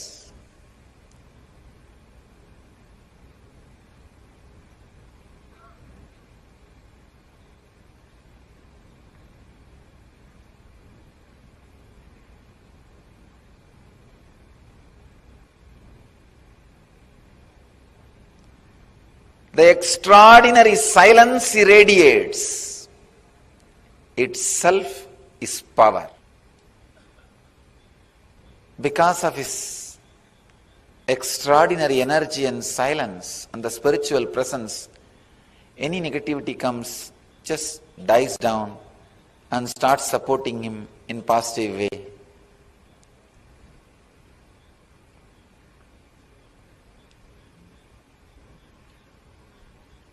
After all that, after all this attack, still he is sitting silently in the banyan, waiting his presence.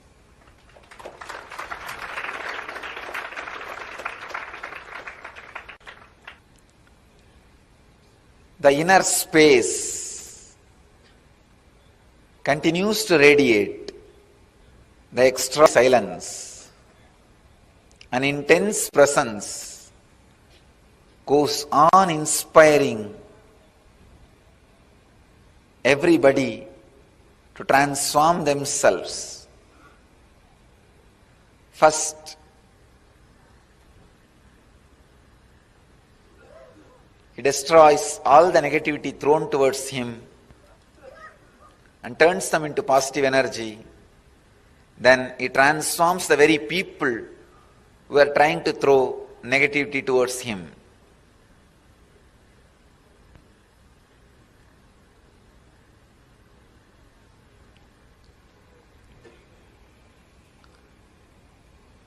Remember, in each one of you, there is an inner space which is Dakshinamurthy. Shiva happening in human body. Atma Guru, who goes on transforming any negativity thrown at you as positive. Any incident happening, life throws at you, understand, bring it to that space. It will turn that into positive. If life is throwing fire at you, bring it to the Dakshinamurthy. He will turn that into positive. Anything brought to him turns positive.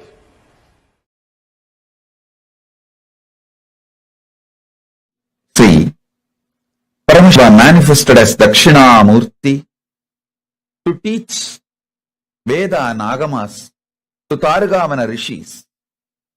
It's not that it was a past. If you become silent to free yourself from the past, present, future, through unclutching, you can see he is teaching even now in that huge cosmic sound. Om, even recorded by NASA. That soundless sound, Anahata Dhvani. Om. If you can hear it through the deep unclutching, you can see Dakshinamurthy teaching you now. Then Mahadeva withdraws Adi Shakti into himself. He sits as Sadashiva and Adi Shakti together. That is what is Dakshinamurthy form. That is why in all Rajeshwari temples there will not be Shiva. In all Dakshinamurthy temples there will not be Devi. Because in Dakshinamurthy form he is both. In Rajeshwari form he is both. When the male component is sucked into the female component, he is Rajeshwari. When the female component is sucked into the male component, he is Dakshinamurthy. In no Dakshinamurthy temple, there will be Devi. So he sits as Dakshinamurthy.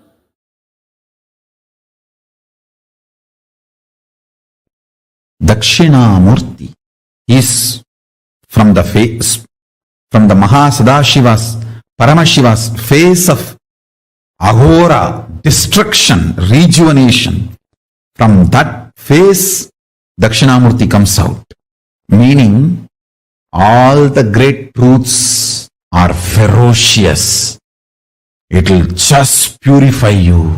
It will just burn all your non-chastity, cheating, silly patterns and conversations with your life.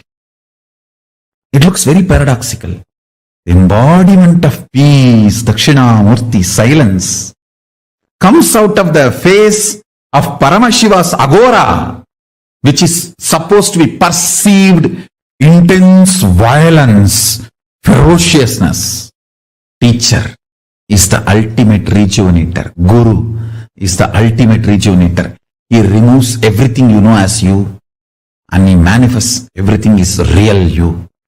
The real you swallowing everything you know as you is chastity. Allow the chastity to Paramashiva manifest in you.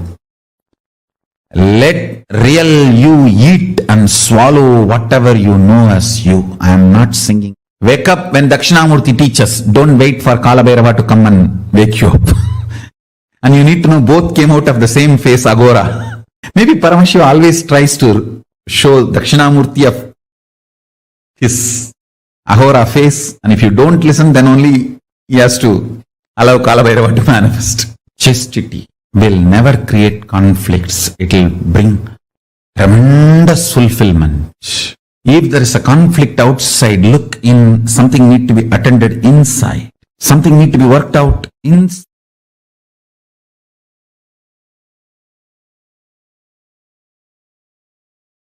Ferociousness is a straight, intimate, raw,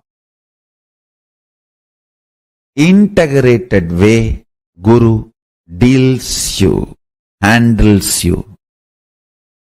If he has to strategize and present himself very sweetly to you, understand you do not have an integrated relationship with him. You have a strategic relationship. He will also be having a strategic relationship.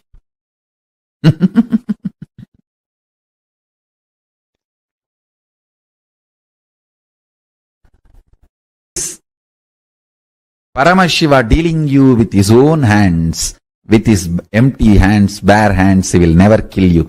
He will only hug you.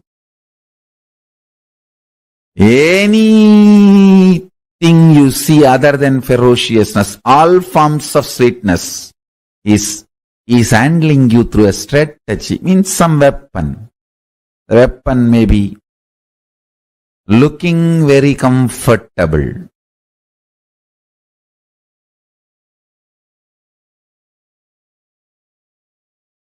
but not good for you in long term. Ferociousness, straightforwardness is the best integrated, intimate relationship with Guru. Understand, my love is lubrication for your machine. My ferociousness is energy, fuel, power for your machine. Any machine can run without lubrication, but it cannot run without power, energy. My ferociousness is as important as power is needed for the machine to run. My love is lubrication, optional, which is not compulsion. Don't even expect lubrication.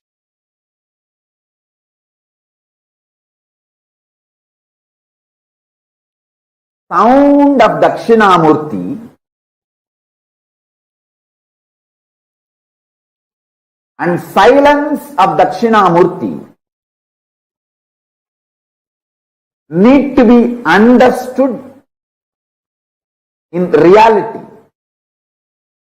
See, the silence of Dakshinamurthy is not the soundlessness. Any sound you can only hear in certain decibel. If it goes below that decibel, you can't hear. If it goes above that decibel, you can't hear.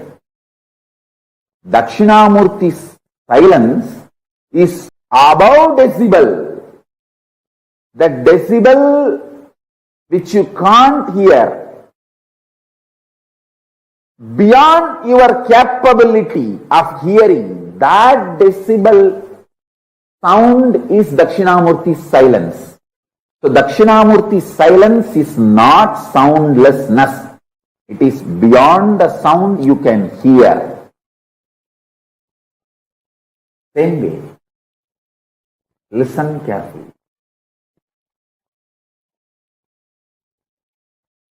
Dakshinamurthi's silence is not soundlessness.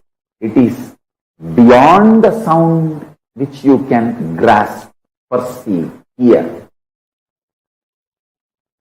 The human ear has a dynamic range of 120 to 130 decibel.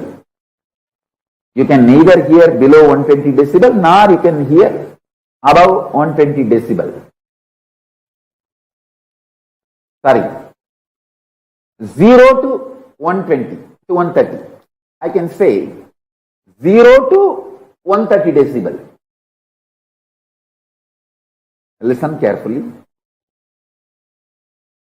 Human ear has a dynamic range of 0 decibel to 130 decibel. If something is below the 0 decibel, you can't hear. Something is above the 130 decibel, you can't hear. Dakshinamurthi's silence is above the 130 decibel. It is not soundlessness. It is the sound which is beyond your capability to perceive, beyond your range. Same way, Dakshinamurthi's visual silence. See, Dakshinamurthi's verbal silence is the sound which is beyond your perception. Same way, Dakshinamurthi's visual silence is not darkness where nothing exists. No. It is supernal effulgence where all your ability to visualize disappears into a supernal effulgence. Like 7 colors of the rainbow disappear into the sun's bright shining.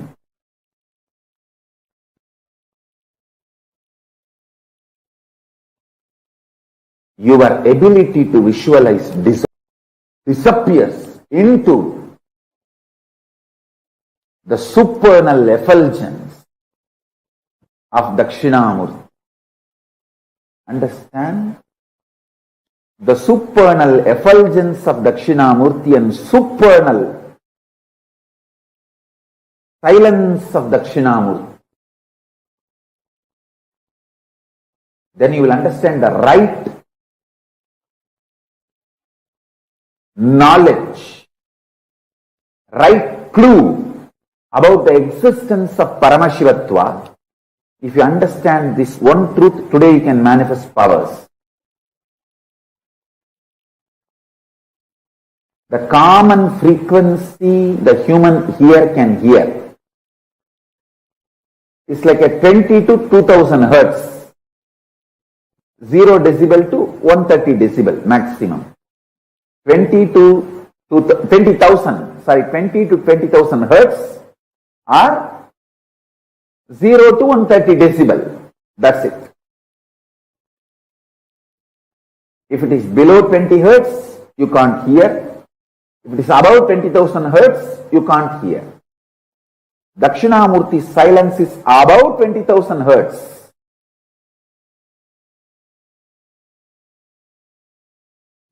Understand? Nirvikalpa Samadhi. Paramashiva resides in Nirvikalpa Samadhi and radiates it in the form of Dakshinamurti.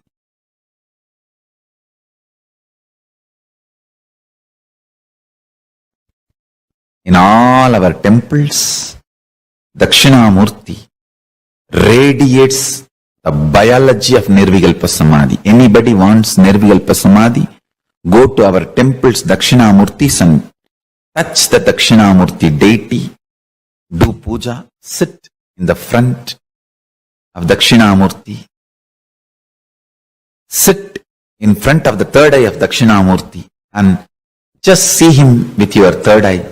You will fall into Nirvikalpa Samadhi. He carries the very bio-memory, conscious decision, will to be in Nirvikalpa Samadhi. In Nirvikalpa Samadhi, all will melts down.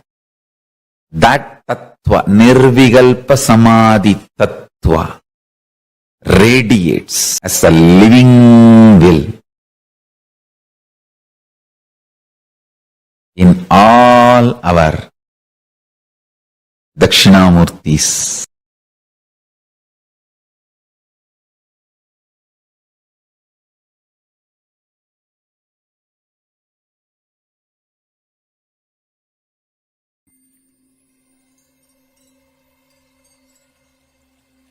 I welcome you all with my love and respect. Let you all open all your 3 eyes. Om Nithyananda Paramashivam.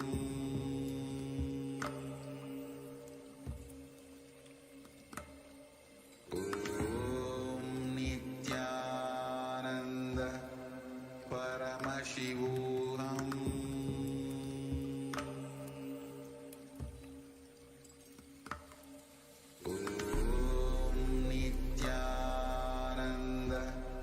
Paramashivam.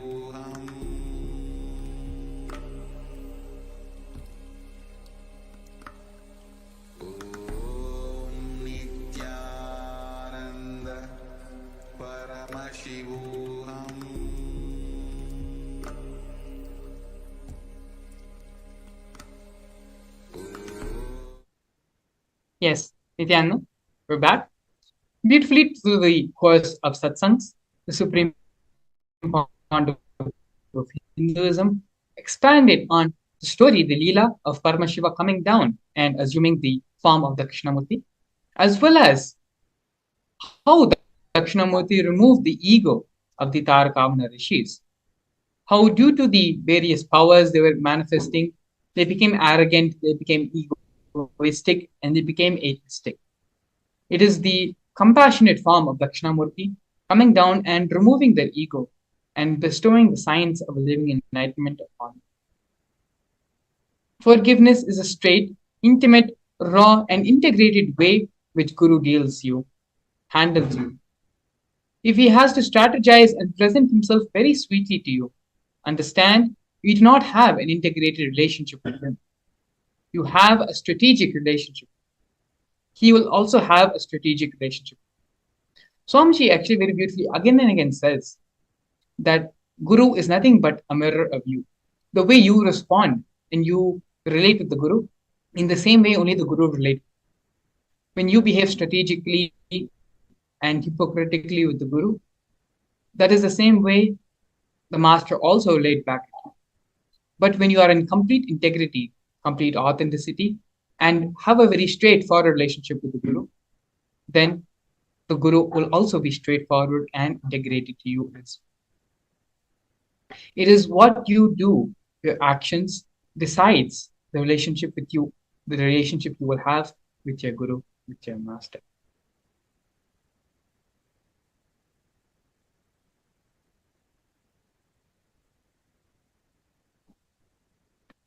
It is now time to to align ourselves to have integrity with the Guru.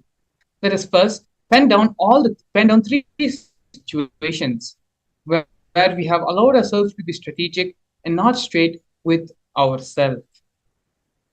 Even before we start identifying where and all we have been non-integrated and have missed integrity, have been strategic with the Master, let us first understand in our own life, where are we handling ourselves strategically? Where are we handling ourselves without being straightforward, being hypocritic? Please take a few minutes. Let's first pen down the three situations in the life where we have been strategic and not straightforward with ourselves.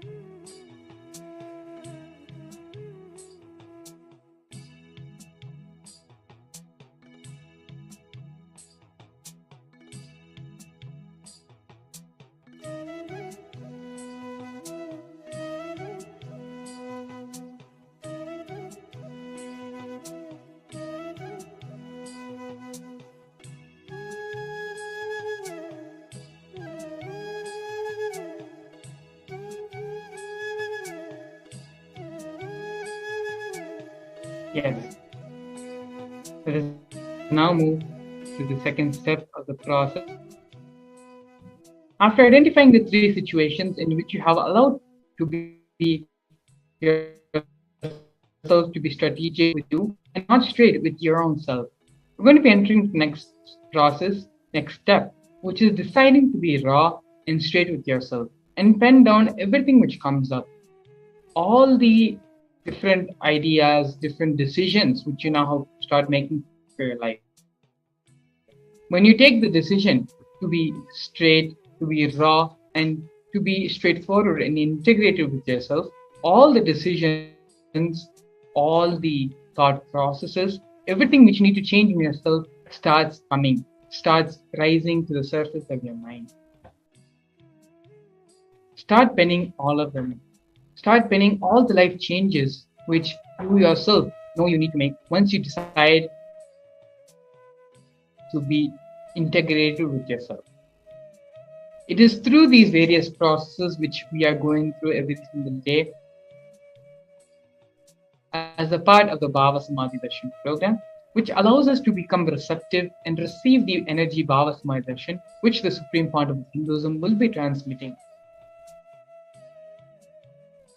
So allow yourself to be integrated and straight with yourself about this process and allow you to be straight with you.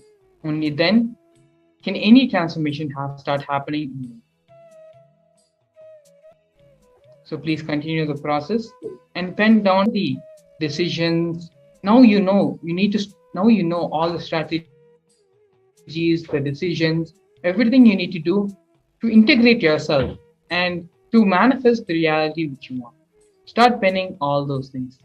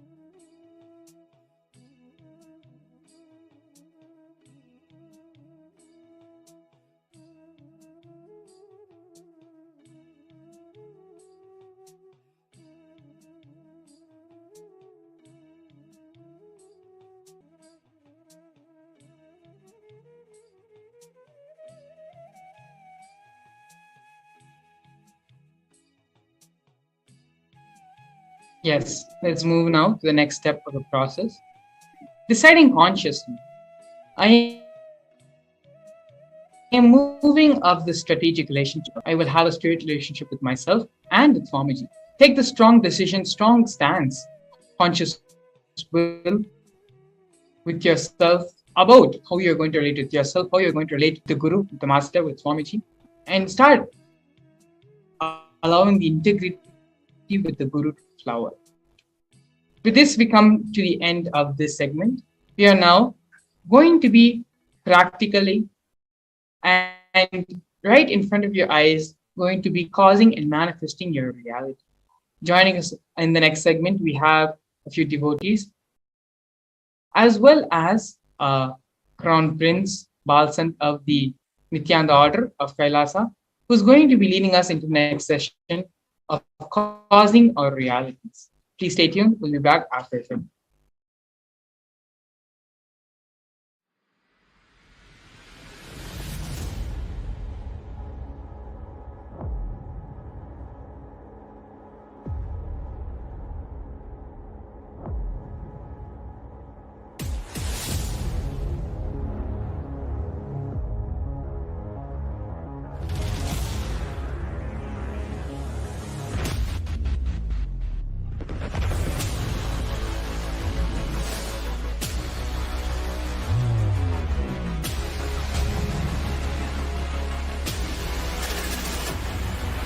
you will become Paramashivam.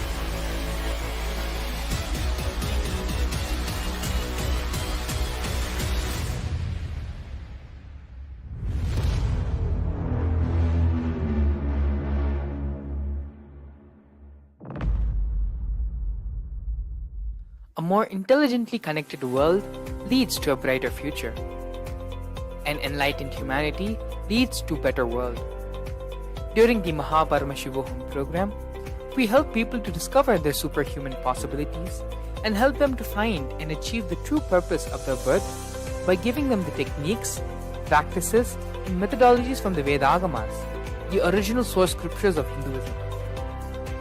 The Supreme Pontiff of Hinduism is reviving the ancient original Vedas and Agamas in all its glory, in a user-friendly way for the modern mind. The Supreme Pontiff of Hinduism is transforming human beings into divine beings, reviving, initiating, and replicating the 463 powers from the Agamas revealed by Paramashivam. The Supreme Pontiff of Hinduism is not just giving solutions for every problem man faces, but is making them irrelevant to their lives by transforming human beings into divine beings. Listen. Any argument presented by your mind, body, your present reality to establish you are not Paramashiva. You are not omniscient, omnipotent, omnipresent. Anything presented to prove you are not Paramashiva is illegitimate. Decide this. This is super determinism. Understand? Anything you declare as illegitimate will lose power over you, will die in few days, few minutes, maybe in few weeks, whatever few days it takes. It will not have power over you. Understand, this is the method for sudden enlightenment. This is the method for sudden enlightenment. It happens by the Shaktipada. Here Paramashiva is sitting to tell you all, you are Paramashiva, you are me, with Shaktipada and Shaktinipada. The Dvitiya Vijnasa Krama is an extensive and thorough yoga sequence to prepare your body to receive the experience being given by the Supreme Pontiff of Hinduism. Through the yoga, which is aligned as per the source scriptures laid down by Paramashiva and the Agamas, you break all the impossibility in your body and in turn break the very cognition of impossibility. The program leads you to go beyond your human frame and limiting human ideas, which prevents you from living your highest possibility. I will reach you wherever you are, whichever corner of the world you may be. I will reach you with enlightenment. Again I tell you, I am not here to prove I am God, I am here to prove you are God. Don't wait to become divine. Register now at paramashivoham.org.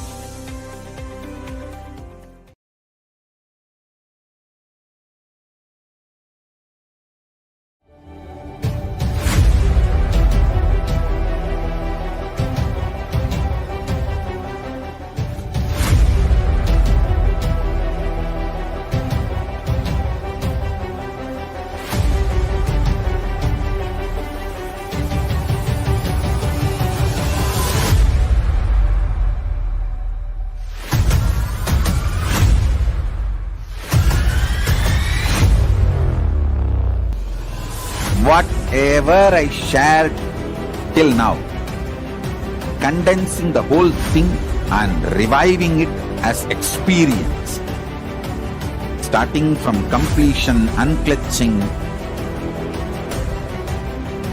power manifestation, the states of consciousness, and multiple planes, everything.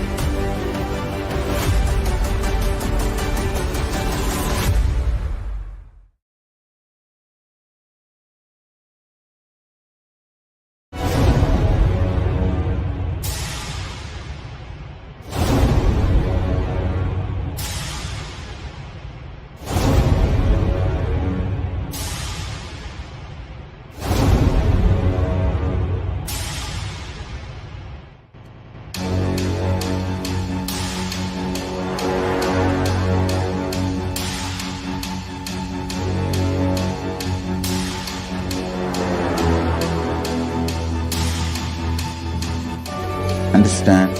Literally last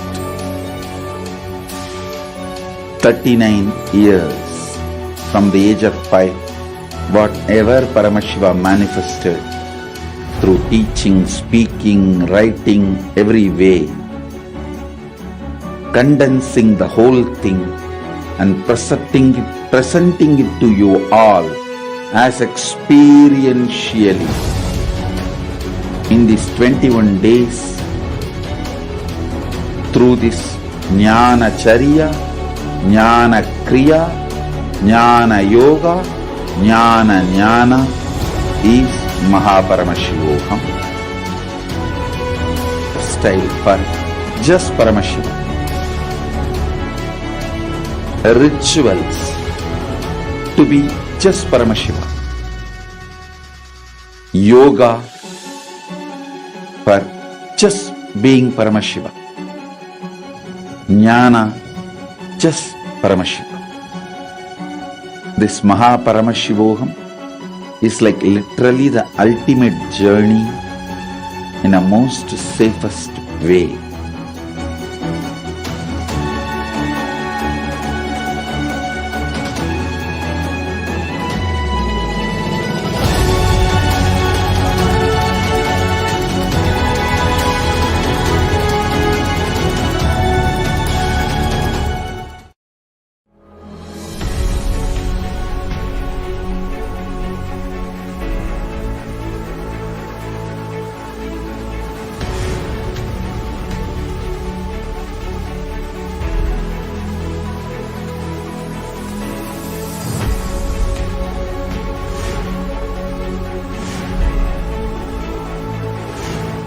Horrible guy. 9, 8, 7, 6, 5, 4, 3.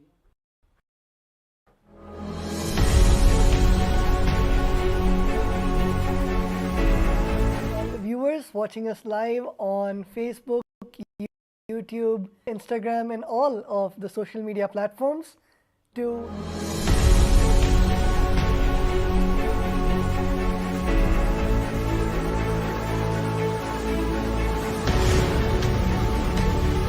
Guru and experiencing the Guru in our lives. As we all know, the most important person in all our lives is our beloved Guru, our beloved Swamiji, the Supreme Pontiff of Hinduism. And experiencing that Guru Tattva, literally going back to of when you met Swamiji, and experience was when you met Swamiji and for the first time saw Swamiji in your lives and really experienced that Swamiji said me Wandada moment. So today in our session we learned all about the Guru Tattva, which is not just a philosophy or just a, but it is literally our lifestyle, whether it is the puja that we perform early in the morning or our whole day, where each of our action, as Swamiji said, that all of us should constantly go back to that cognition. How will Swamiji react if Swamiji is doing the same thing, or how will Swamiji talk, how will Swamiji conduct.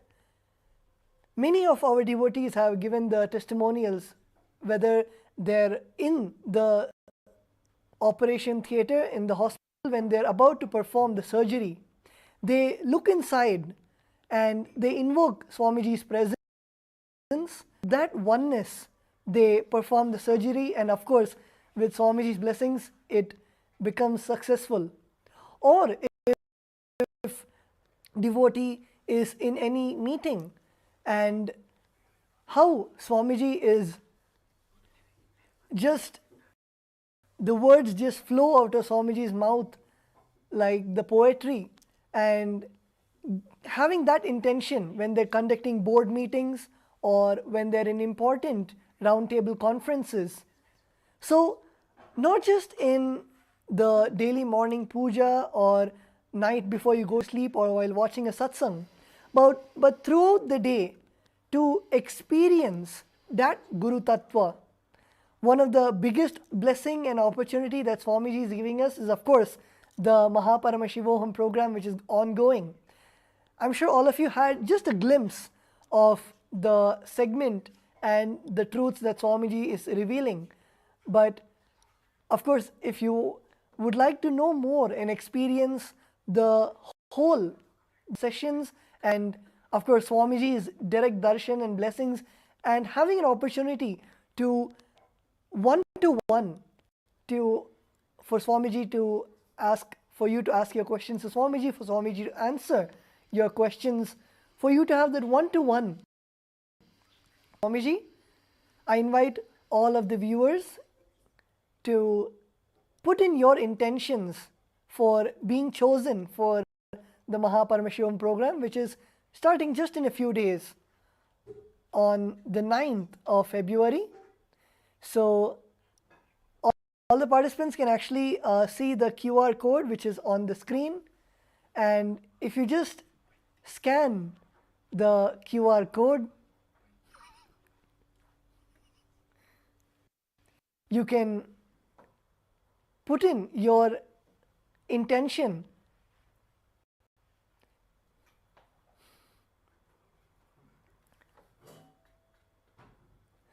Name.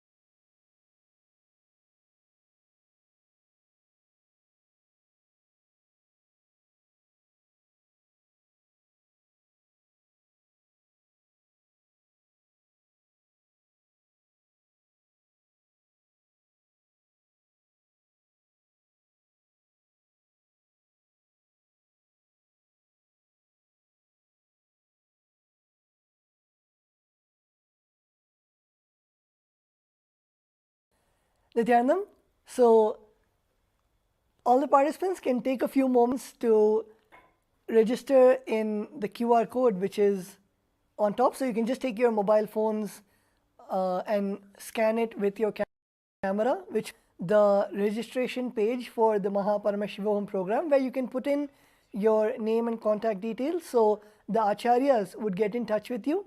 And I'm sure many of the participants, many of the viewers have various different goals, or I would say boons, that you would like to fulfill in your life. It can be health, or it can be wealth, or it can be everything. So based on the boon that you would like to choose, based on the blessing that you would like to have, the Acharya would then guide you on which is the best day to attend the Paramashivam program, as each day has a specific theme. And of course the energy of Bhagavan Paramashiva, our beloved Swamiji, where Swamiji blesses in the various different forms of Paramashiva. In the Vedas and Agamas, Bhagavan Paramashiva clearly explains about each of these different forms. Paramashiva himself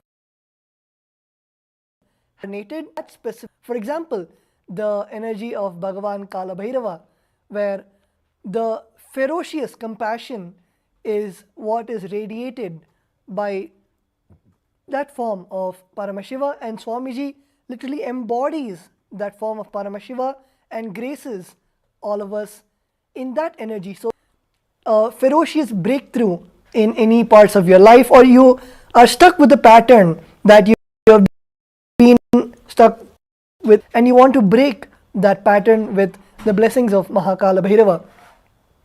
So any pattern or any solution you want in your day-to-day life, any breakthrough that you want in your day-to-day life, you can sign up for and submit your intention to join the Mahaparamashivam program, and we, the Acharyas, would then guide you on the best way that it and receive Swamiji's blessing.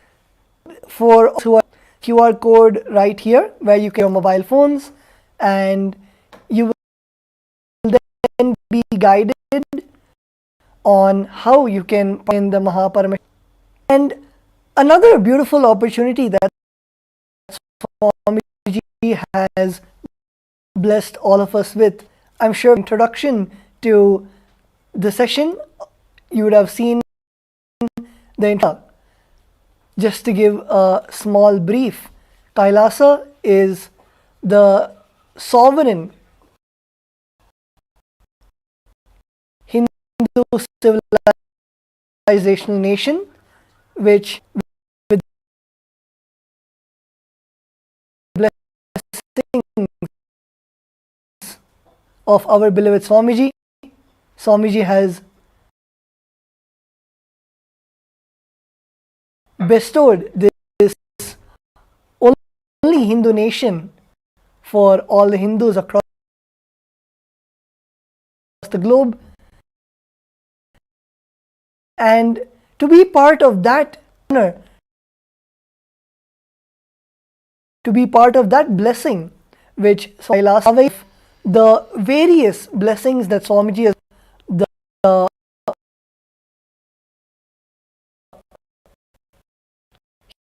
huge blessings of Swamiji, whether it is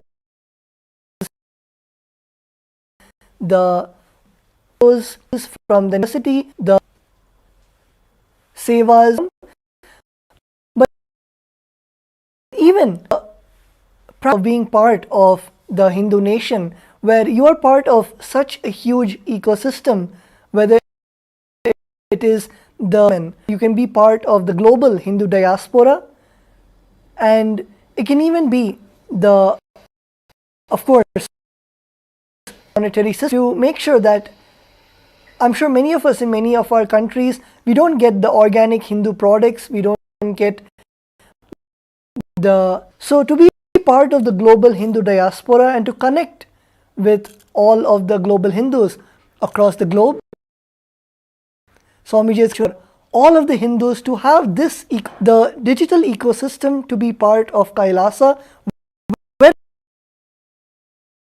you are, be the of Kailasa in Biddi in Bengaluru, or you need to go to the Western headquarters in Los Angeles, wherever you in a remote part, let's say in Australia or New Zealand, if you are there and you want to be part of Kailasa, now avail this beautiful initiative blessed by the Supreme Pontiff of Hinduism to be part of Kailasa, be a citizen where you directly are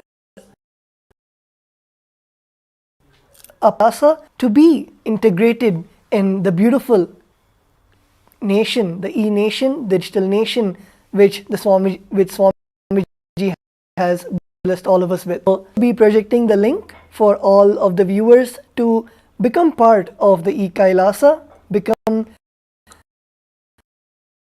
part of systems across the globe. And we have many more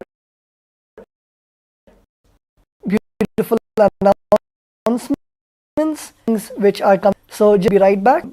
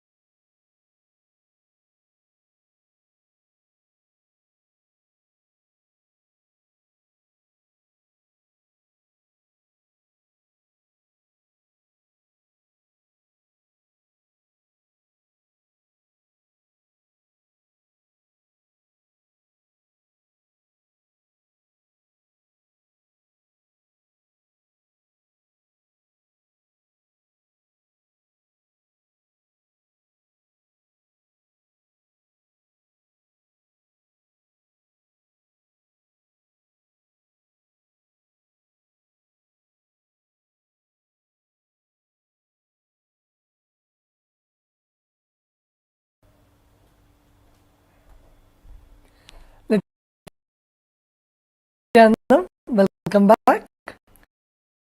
So, all of us moments to register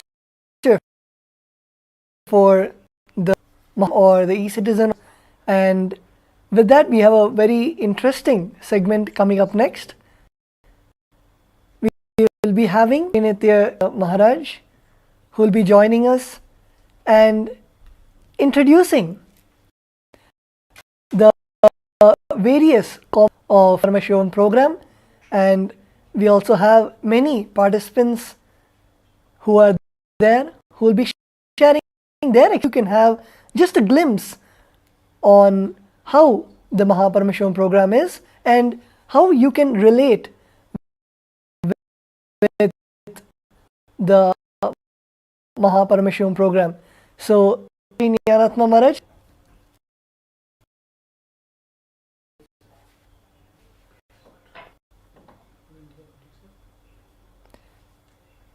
Yes, Nithyananda Maharaj, Nithyanandam.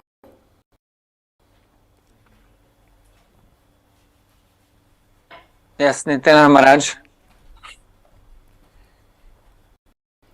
Yes, Maharaj. You can go ahead. Thank you. So, everyone, thank you so much. Into exactly what is the spiritual growth? How does the spiritual growth happen? Actually, in Bhagavad Gita, the second chapter, 61st verse says, Tani sarvani samyamya ta asita mat paraha vashehiya sandriyani tasya prajna pratishtita. Here is, whether you believe it or not, whether you want to understand it or not, you are a person, you are an individual soul.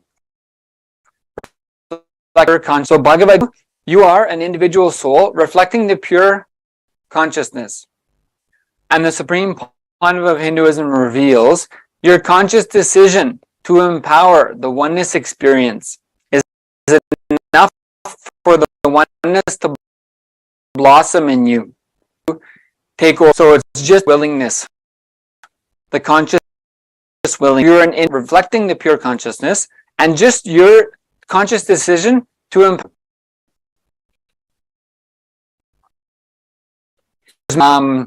Been conducted about what is the impact this spiritual process, and what is the impact of having these superconscious experiences, the expansiveness of your consciousness on, for example, in the studies of epigenetics, with relation to how the spiritual growth and conscious growth impacts your DNA. So some of the studies with this study of epigenetics, how your genetics, your DNA can be influenced through conscious experience, through spiritual growth. So some of the things have included things like boosted genes, for example. Boosted genes had, in one study, had 3 effects. Efficiency of the mitochondria, which is like the cell, the energy battery for the cells.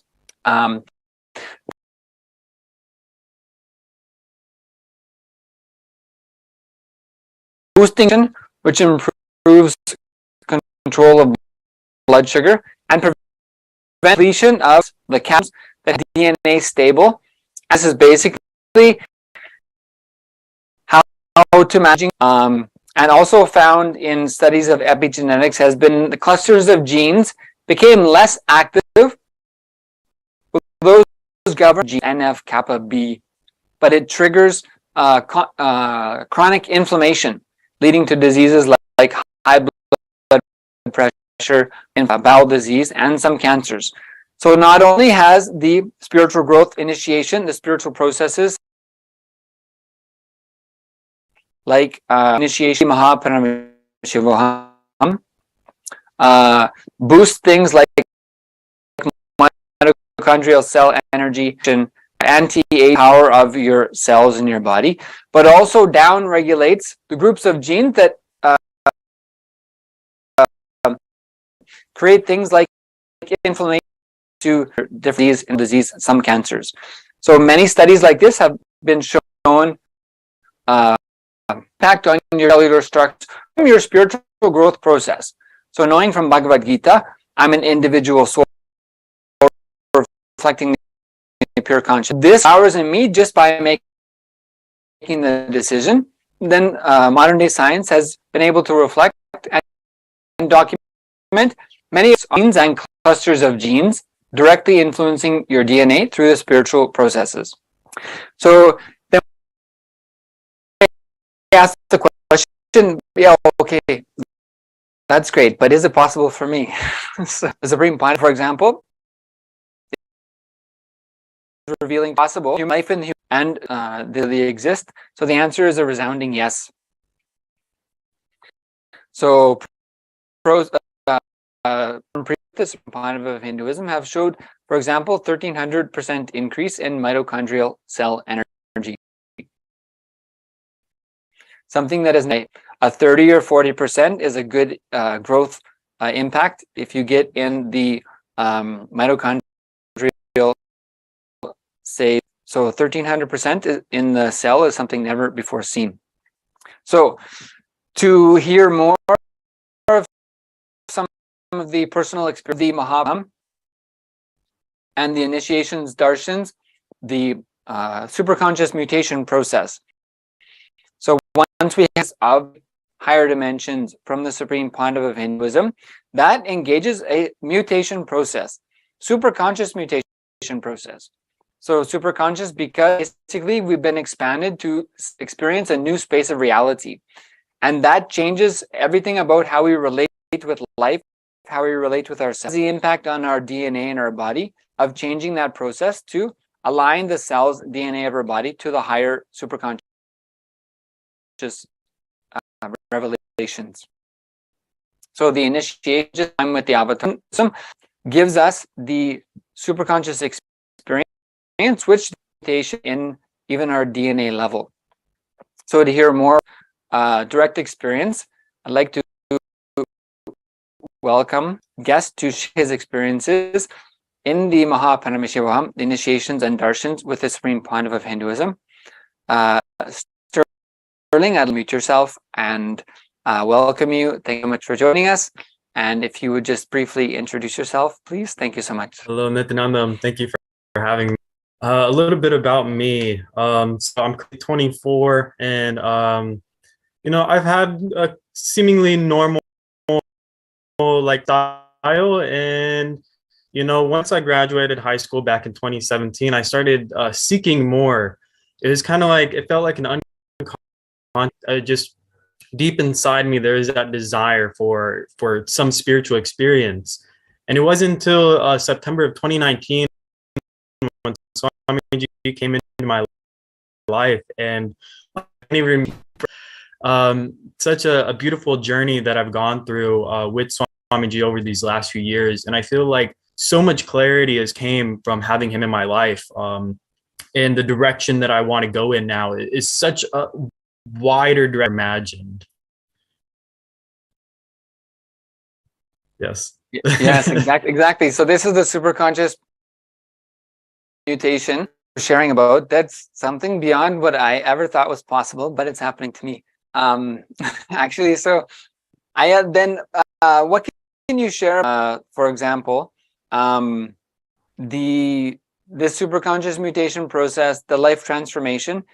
So how would you describe in your life what the impacts of the darshans, initiations, Paramashivam experience with the Supreme Pontiff of Hinduism has been for you? Many times, like within Hinduism, we know that like we're told like this world is Maya, it's just an illusion, and it's just like a dream.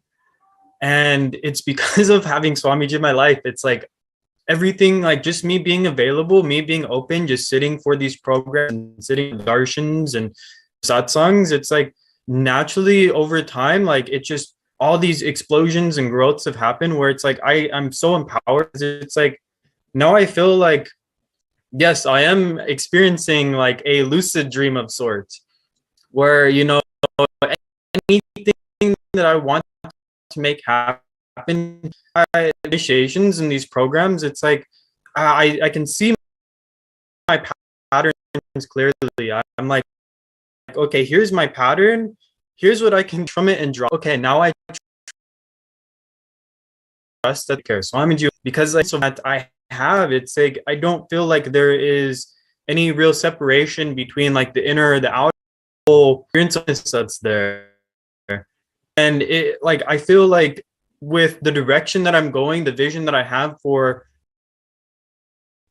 the individual that I want to become and how I want in this world, to put it into words, it's like such like, you know, and I feel so empowered to, you know, what most people would consider as impossible. I'm like, no, I'll make it happen. Don't worry.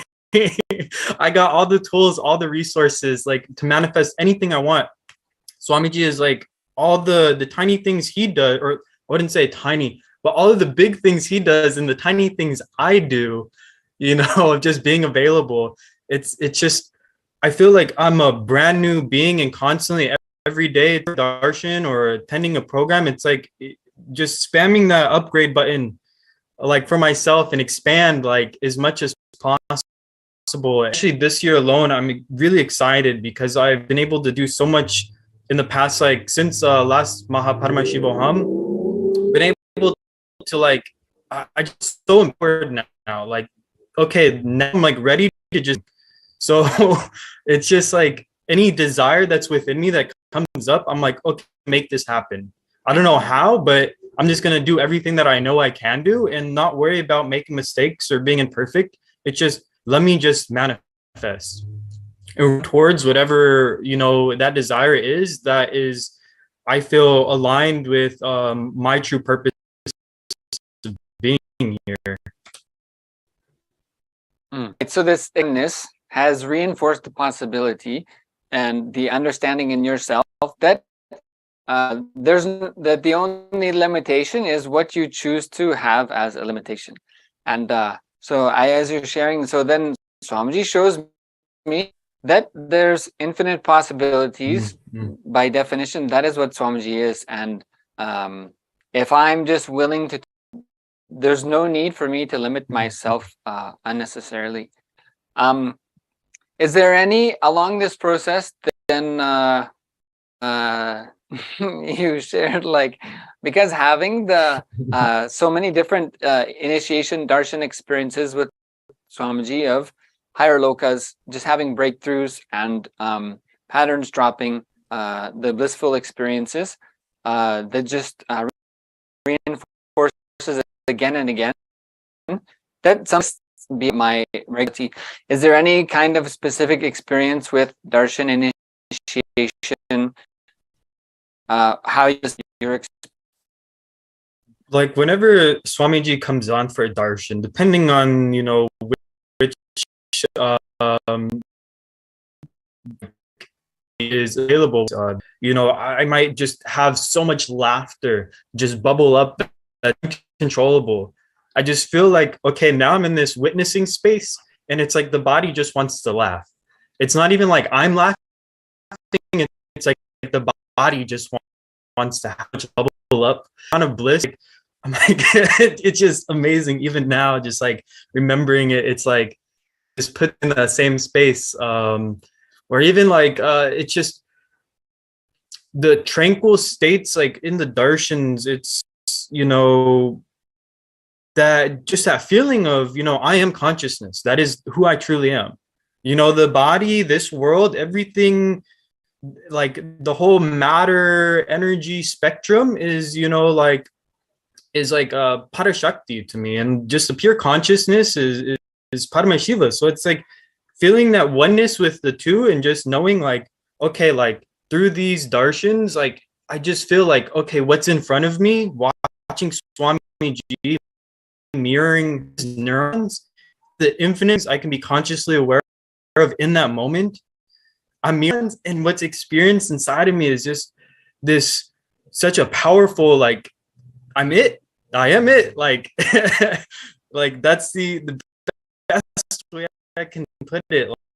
Like it's just every time, every gram, it's just reinforcing and reminding me that I'm able to be happy. There is no such thing as impossible.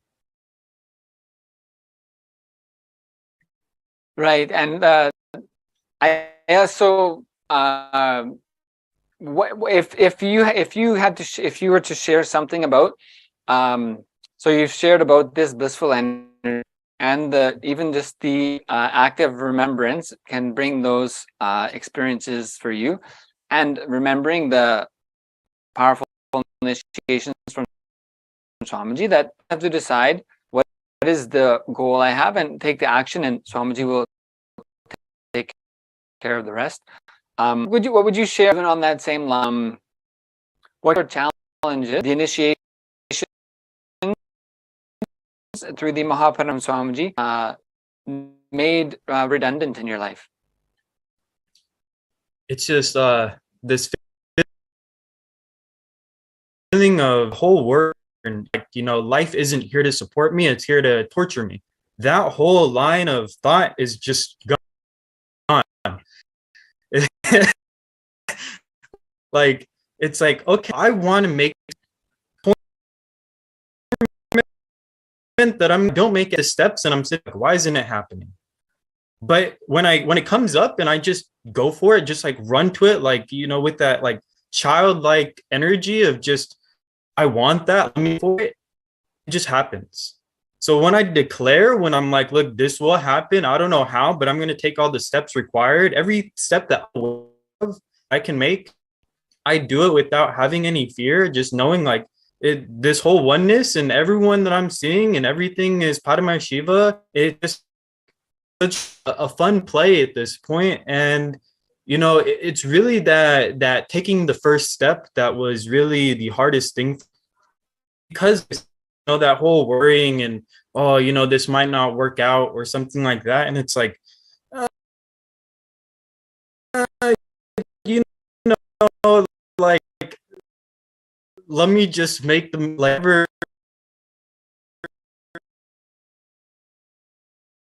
mistakes and imperfection. I'll learn out, but desire. So let me just go after it.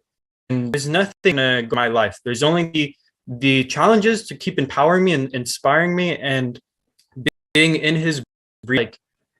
The challenges I face are so like, I don't want to say easy to overcome,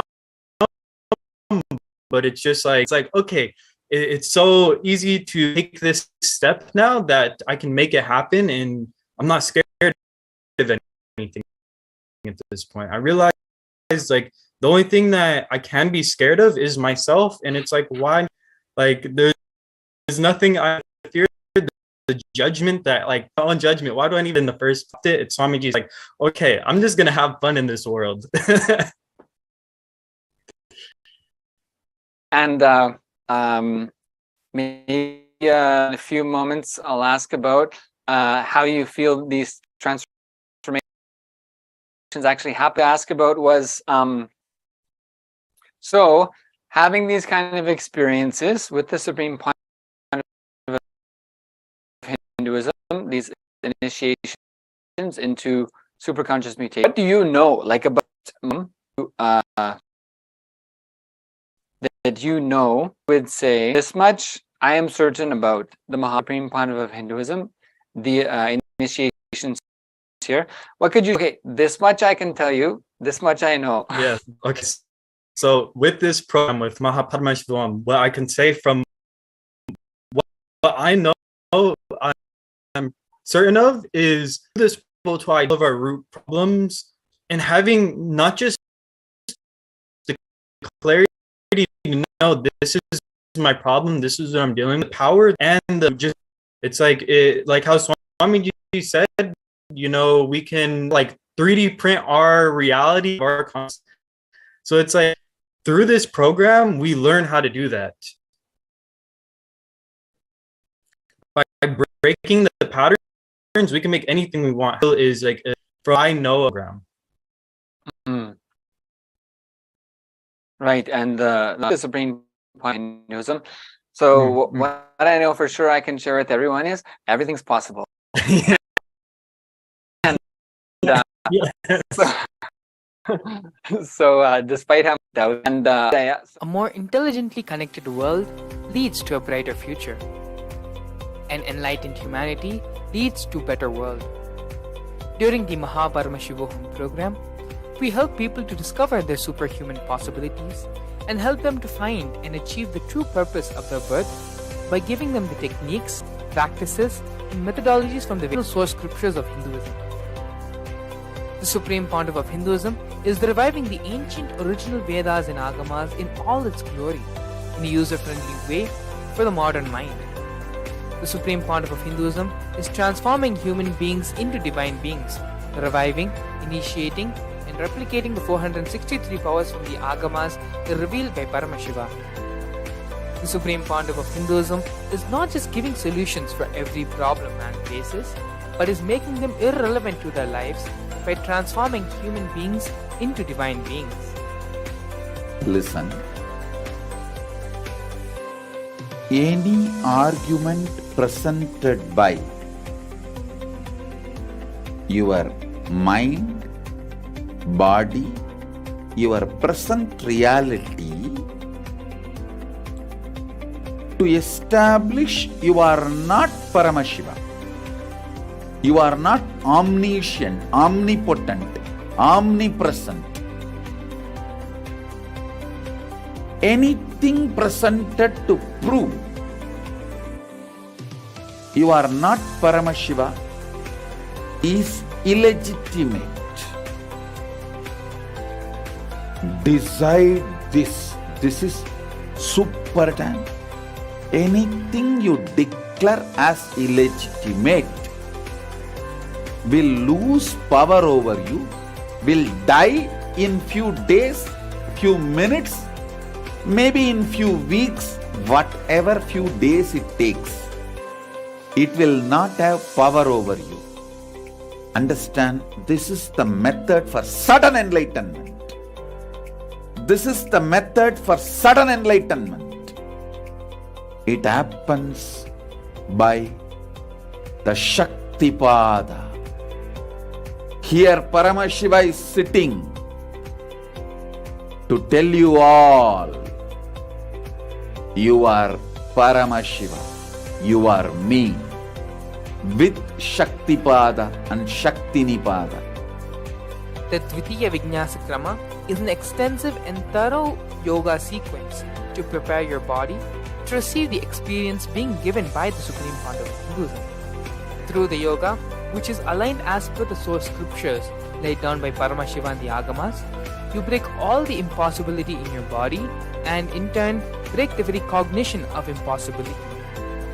The program leads you to go beyond your human frame and limiting human ideas, which prevents you from living your highest possibility. I will reach you wherever, whichever corner of the world you may be. I will reach you with enlightenment.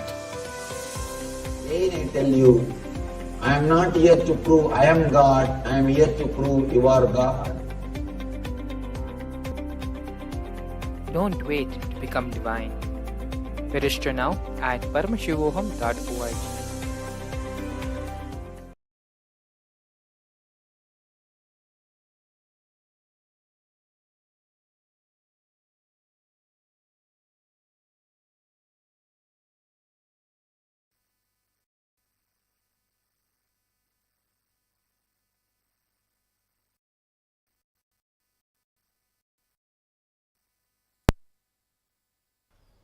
So we just had from Sterling Iyer about his experience with Voham and his experience with Swamiji.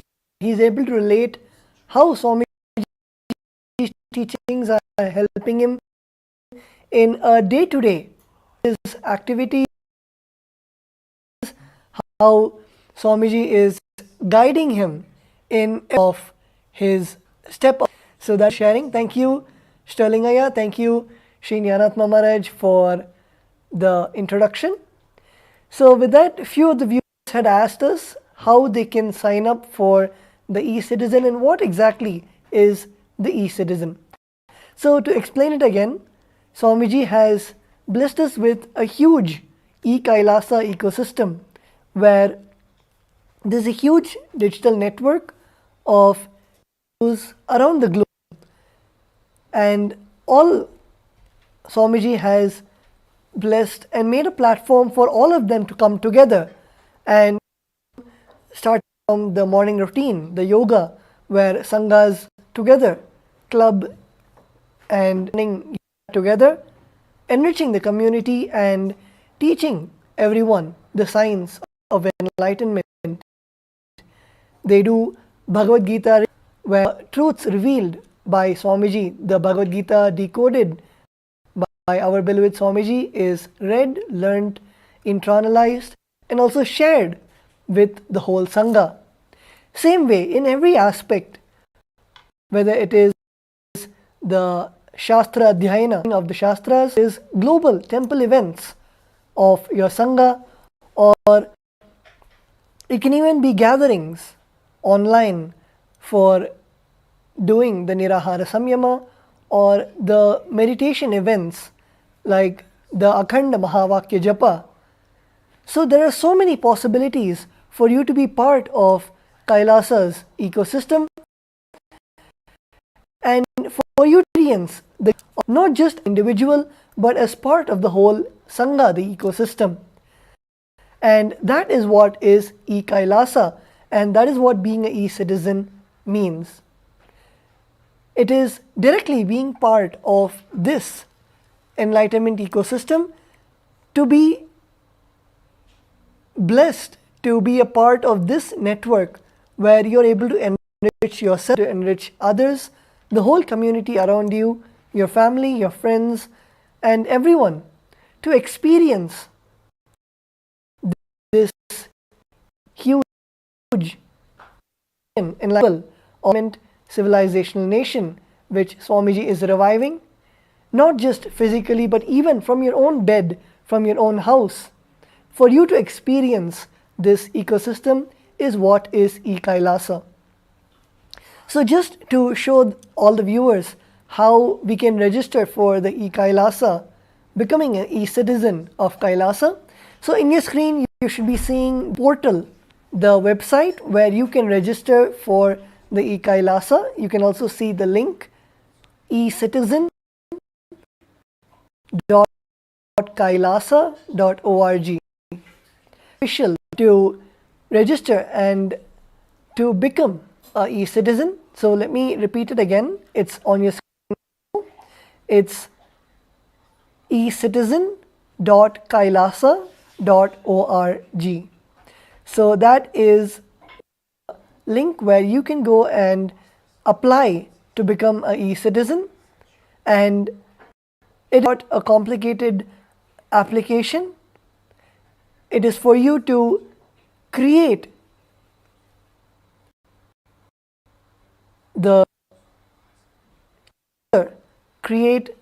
your own profile to be part of Kailasa's e-citizen program.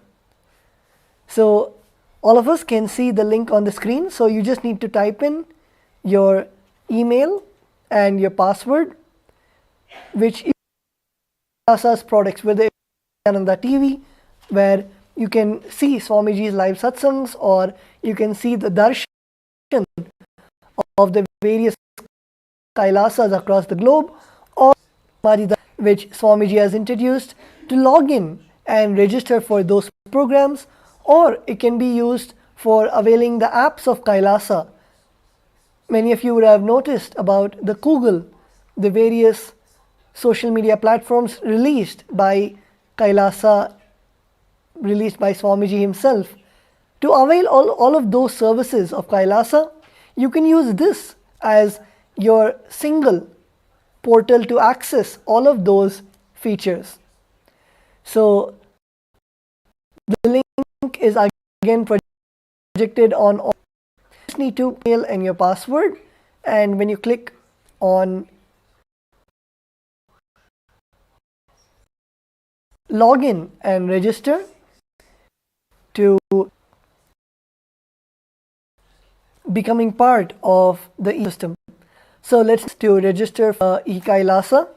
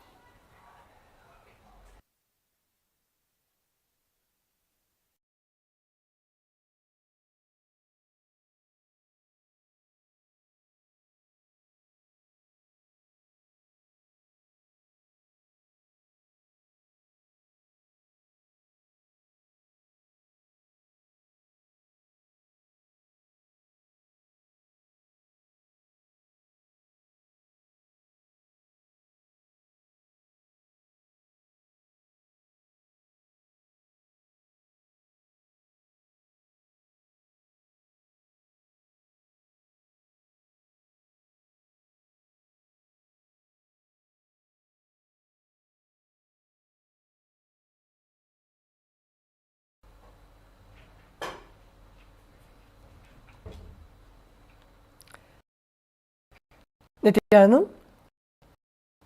As you can see on your name, your first name and last name, your email and your password.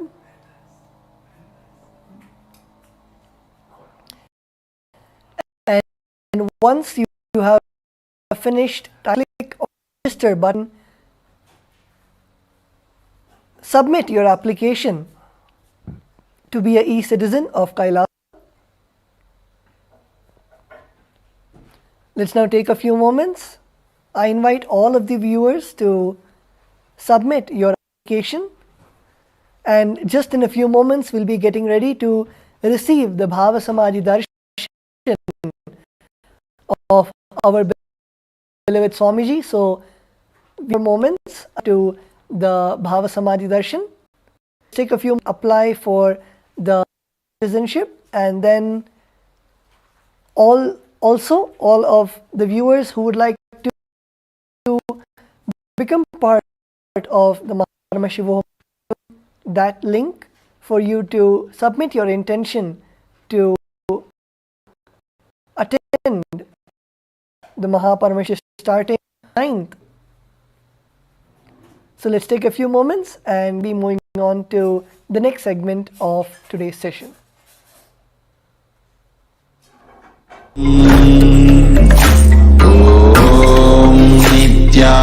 Nithyananda Paramashivam. Om Nithyananda Paramashivam. Om Nithyananda Paramashivam. Om Nithyananda Paramashivam. Om Nithyananda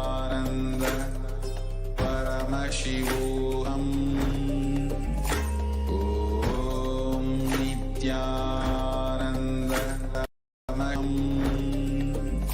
Om Nithyananda Paramashivam. Om Nithyananda Paramashivam. Om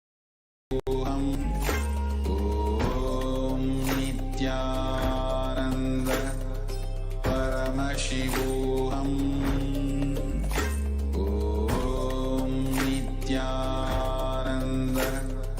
Paramashivam. Om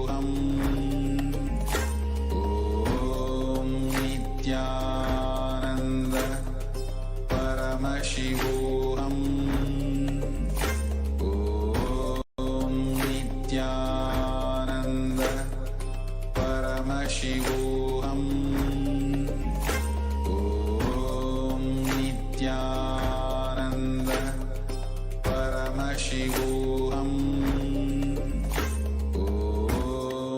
Nithyananda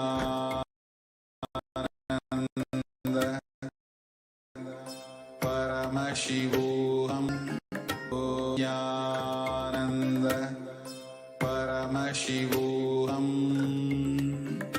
Om Nithyananda Paramashivam. Om Nithyananda Paramashivam. Om Nithyananda Paramashivam. Om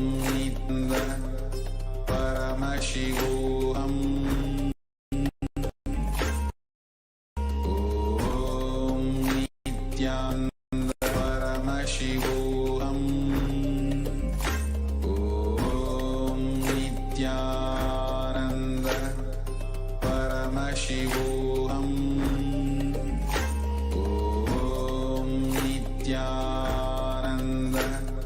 Paramashivam. Om Nithyananda Paramashivam. Om Nithyananda Paramashivam. Om Nithyananda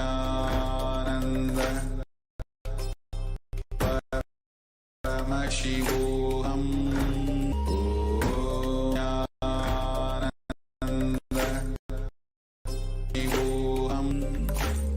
Om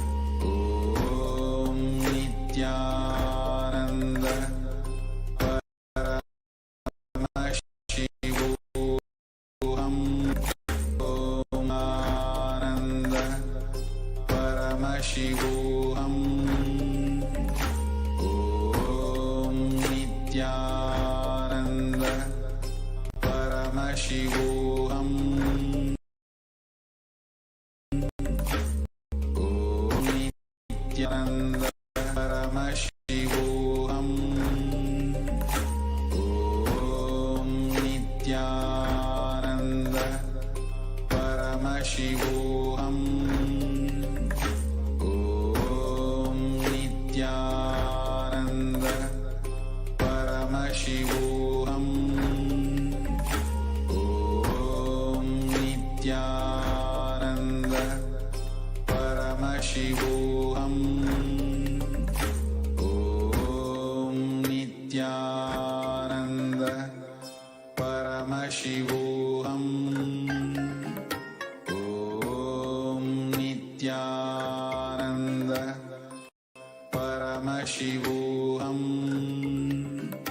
Om Nithyananda. Paramashivam. Om Nithyananda. Paramashivam. Om Nithyananda. Paramashivam. Om Nithyananda. Paramashivam. Om Nithyananda. Paramashivam.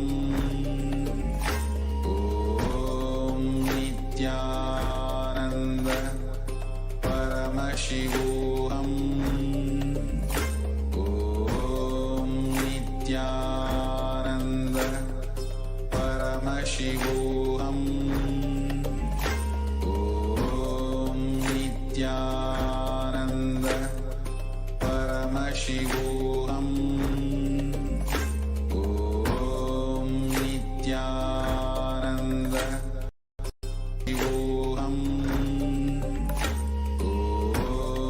Nithyananda. Paramashivoham. Om Nithyananda. Paramashivoham. Om Nithyananda. Paramashivoham. Om Nithyananda. Paramashivoham. Om Nithyananda. Paramashivoham. Om Nithyananda. Om Nithyananda. Paramashivoham.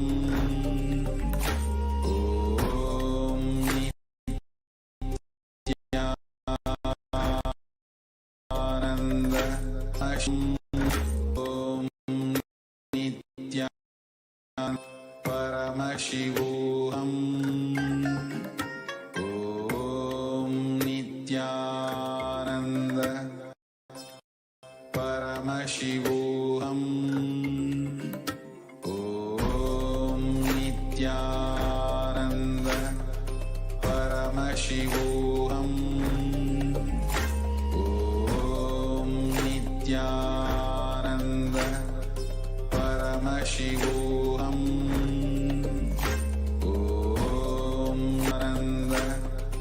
Paramashivoham. Om Nithyananda.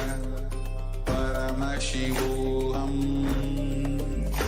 Om Nithyananda. Paramashivoham. Om Nithyananda. Paramashivoham. Nithyananda. Paramashivoham. Om Nithyananda. Paramashivoham. Om Nithyananda. Paramashivam. Om Nithyananda Param. Om Nithyananda Paramashivam. Om Nithyananda Paramashivam. Om Nithyananda Paramashivam. Om Nithyananda Paramashivam. Om Nithyananda Paramashivam. Om Nithyananda Paramashivam. Om Nithyananda Paramashivam. Om Nithyananda Paramashivam. Om Nithyananda Paramashivam. Om Nithyananda Paramashivam. Om Nithyananda.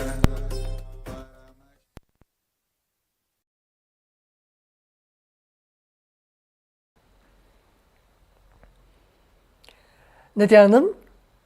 So while all the viewers are finishing up with the Mahaparamashivam, we would like to announce many of the opportunities coming up for, as we're having the temple events, as Shivaratri is right around the corner. It is beginning on the 8th of February, which wait till Shivaratri, which is on the 18th. So if any of the viewers would like quarters in Adi Kailas Pulse, where we will be having the grand rituals going day Paramashivaratri, comment live platforms, and we'll be happy to guide you for us for all of those rituals and be a part of the grand Mahaparamashivaratri celebration are coming. So with that, we also invite all of the participants, all of the viewers to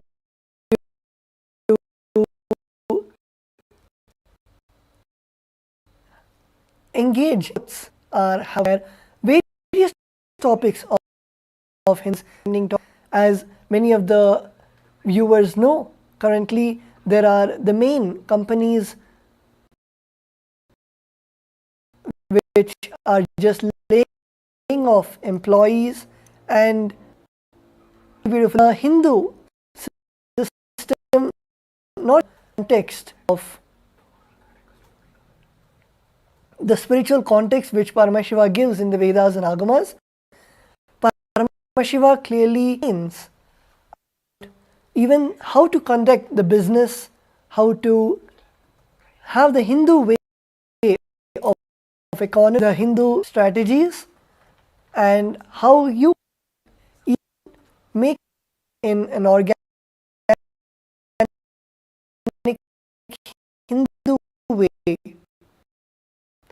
And that's at least Kailasas, Swamiji Shastra, various has consulted all of them and given the economic policies of Kailasa, and operates where Kailasa is the for all of the Hindu businessmen, for all the Hindu businesses to come to benefit each other as the which Swamiji has blessed. So like this, many of the topics many of the events that are happening, the recession, or whether it is the so many people going out of jobs, or even the pandemic, Swamiji has given solutions for each and every one of those global disasters, unfortunate events on the Hindu economic principles. So to know more, all of us can visit the official website where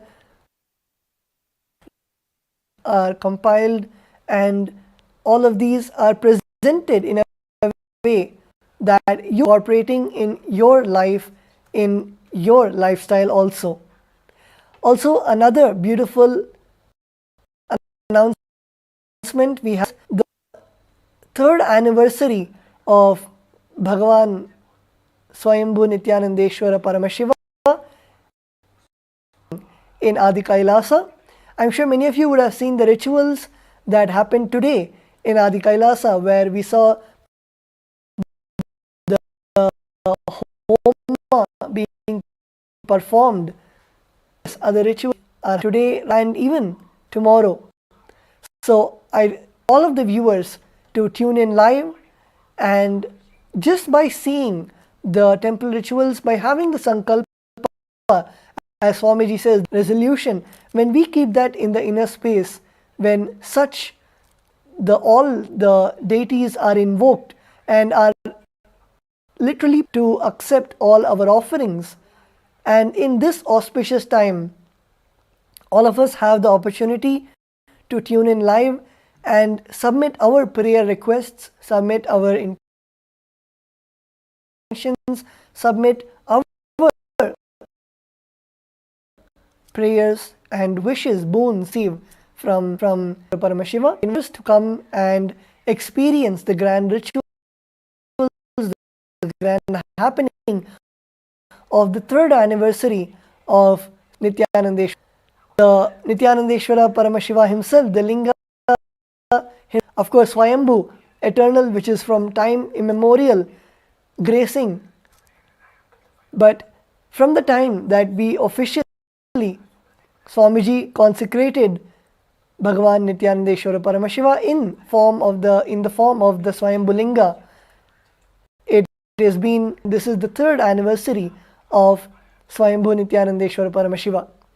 And also, by becoming an e-citizen, that itself grants viewers the two-way darshan of the live rituals, where not just in one way through YouTube or Facebook or the various social media platforms you're able to receive the darshan and blessings of Swayambhu Nithyanandeshwara, but you're able to be in two-way, where Bhagavan Nithyanandeshwara also, Swamiji, can see you and receive the blessings and receive the Nayana Diksha, the initiation, just by the Swami of Paramashiva. So all of us can avail this beautiful opportunity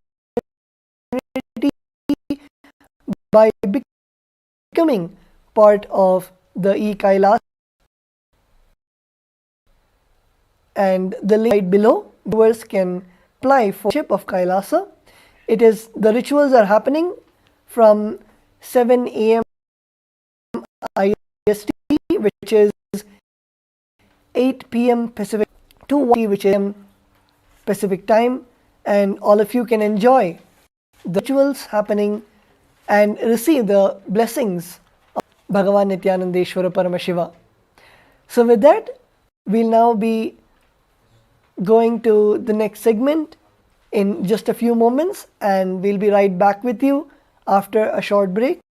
Please stay tuned.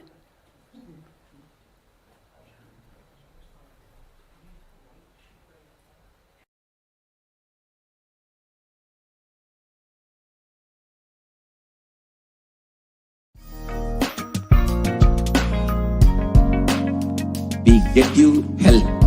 We get you ability to build beautiful relationships in your life. We get you direct spiritual support, and we make sure you become wealthy.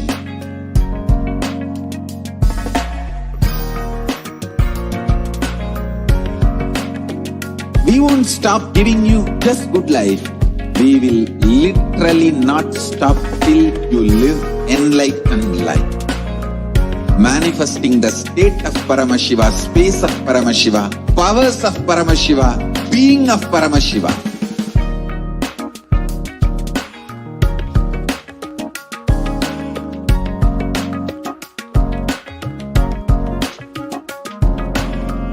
Whole world should become e-Kailashians.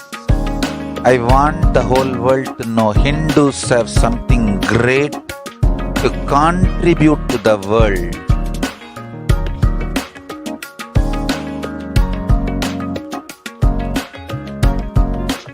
We have something great to contribute to the world. Let us do that.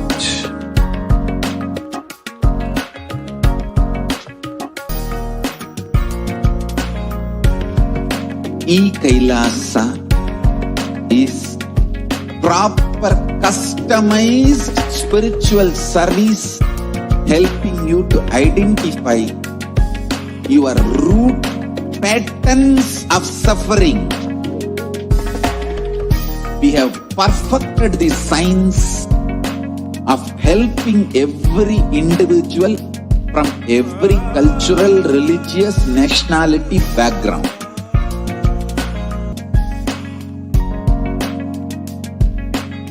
You will have lowest reactionary assumptions, highest awakened response, alive response for life continuously.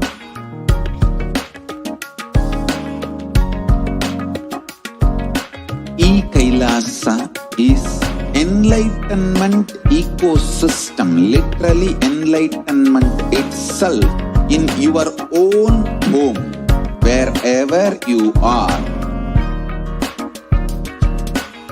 Proper customized spiritual service helping you to complete with your life negativity. Withdrawal from life, self-hatred, self-denial, self-doubt, so much of tiredness, laziness, we can support you aligning your diet, your attitude, your aptitude, your understanding about life. We can help you with everything.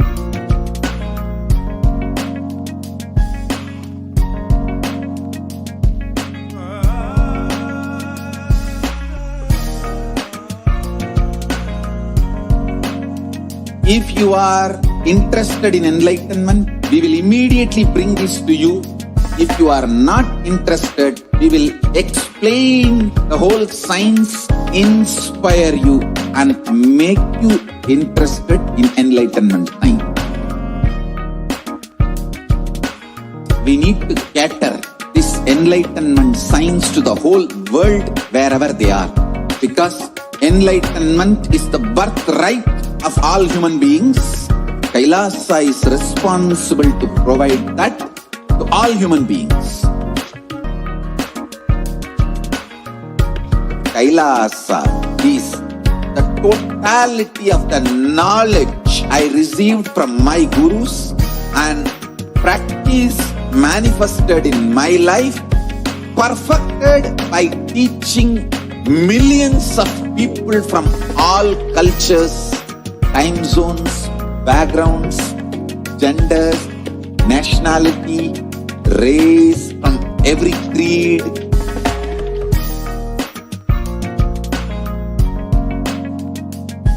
So this absolutely perfected knowledge available to you, served to you in your home without even you moving out of your couch, free of cost.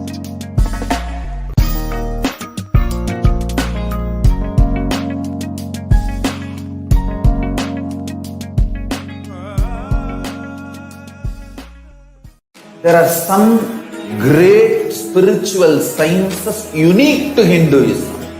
Subtle, otherworldly, but definitive sign. Manifesting the cosmic beings in Archavatara, deities in Nijavatara, living incarnations is fasting. Understand? Kriya Pada of Vedas and Agamas elaborately explain the whole science of making the cosmic beings manifest in Archavatara deities and Nijavatara living incarnation, both. During the Bhava Samadhi Darshan, literally those cosmic beings manifest through this body. Just like how they manifest in Archavatara deity, they manifest in Nijavatara, Pratyakshavatara, and give you all the boons you ask, bless you. You see, each God is an independent intelligence to lead you to enlightenment. Each God is a bridge for you to achieve the Shivatva, the ultimate Shiva consciousness. Krishna is the bridge for you to achieve the Krishna consciousness. But Shiva consciousness, Krishna consciousness, all consciousness is one and the same. Ultimate consciousness only. So that energy itself completely expresses. Just like Radhika, when I see my own sweetness in the mirror, I become eager to taste it. I find that the only way to relish this sweetness is through the constitution of Sri Radhika. Bhava Samadhi Darshan is a window to the infinite expanse of consciousness, allowing us to glimpse the formless in a way that we can understand. It cleanses the karmas of lifetimes. It awakens our biomemory to the space of Paramashivam, the ultimate consciousness, and creates a deep and lasting transformation in us.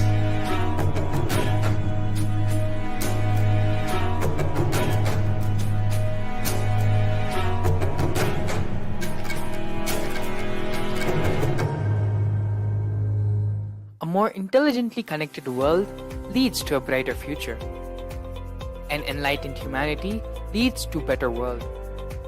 During the Paramashivam program, we help people to discover their superhuman possibilities and help them to find and achieve the true purpose of their birth by giving them the techniques, practices, and methodologies from the Vedagamas, the original source scriptures of Hinduism. The Supreme Pontiff of Hinduism is reviving the ancient original Vedas and Agamas in all its glory, in a user-friendly way for the modern mind. The Supreme Pontiff of Hinduism is transforming human beings into divine beings, reviving, initiating, and replicating the 463 powers from the Agamas revealed by Paramashivam. The Supreme Pontiff of Hinduism is not just giving solutions for every problem man faces, but is making them irrelevant to their lives by transforming human beings into divine beings. Listen. Any argument presented by your mind, body, your present reality to establish you are not Paramashivam, you are not omnipresent. Anything presented to prove you are not Paramashiva is illegitimate. Decide this. This is super determinism. Understand? Anything you declare as illegitimate will lose power over you, will die in few days, few minutes, maybe in few weeks, whatever few days it takes. It will not have power over you. Understand, this is the method for sudden enlightenment. This is the method for sudden enlightenment. It happens by the Shaktipada. Here Paramashiva is sitting to tell you all, you are Paramashiva, you are me, with Shaktipada and Shaktinipada. The Dvitiya Vijnasa Krama is an extensive and thorough yoga sequence to prepare your body to receive the experience being given by the Supreme Pontiff of Hinduism. Through the yoga, which is aligned as per the source scriptures laid down by Paramashivam and the Agamas, you break all the impossibility in your body and in turn break the very cognition of impossibility. The program leads you to go beyond your human frame and limiting human ideas, which prevents you from living your highest possibility. I will reach you wherever you are, whichever corner of the world you may be. I will reach you with enlightenment. Again I tell you, I am not here to prove I am God, I am here to prove you are God. Don't wait to become divine. Register now at paramashivoham.org. There are some great spiritual sciences unique to Hinduism. Subtle, otherworldly, but definitive sign. Manifesting the cosmic beings in Archavatara, deities in Nijavatara, living incarnations is possible. Understand? Kriya Pada of Vedas and Agamas elaborately explain the whole science of making the cosmic beings manifest in Archavatara, deities and Nijavatara, living incarnation, both.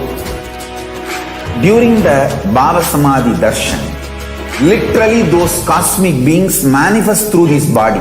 Just like how they manifest in Archavatara, deity, they manifest in Nijavatara, Pratyakshavatara, and give you all the boons you ask, bless you. You see, each God is an independent intelligence to lead you to enlightenment. Each God is a bridge for you to achieve the Shivatva, the ultimate Shiva consciousness. Krishna is the bridge for you to achieve the Krishna consciousness. But the Shiva consciousness, Krishna consciousness, all consciousness is one and the same. Ultimate consciousness only. So that energy itself completely expresses.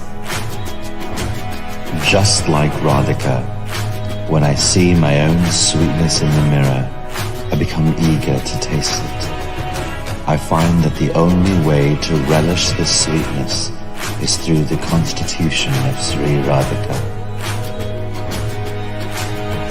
Bhava Samadhi Darshan is a window to the infinite expanse of consciousness, allowing us to glimpse the formless in a way that we can understand. It cleanses the karmas of lifetimes. It awakens our biomemory to the space of Paramashiva, the ultimate consciousness, and creates a deep and lasting transformation in us.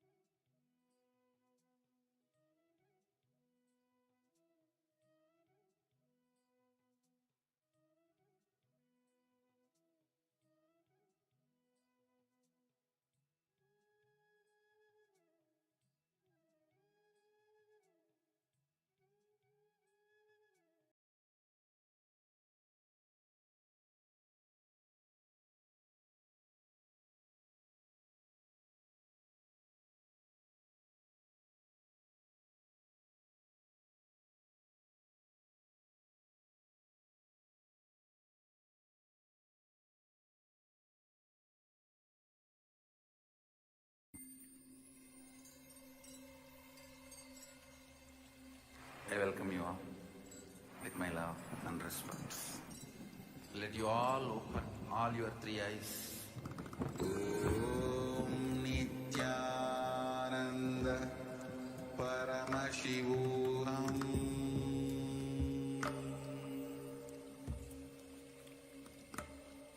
Om Nithyananda Paramashivam.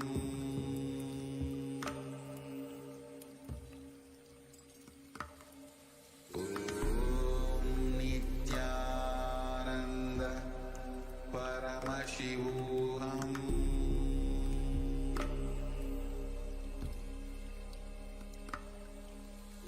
Om Nithyananda Paramashivam. Om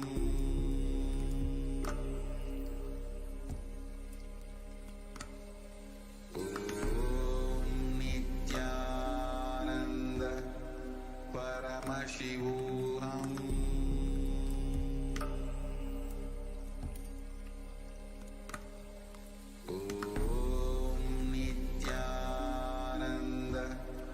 Paramashivam. Paramashivam. Om Nithyananda Paramashivam.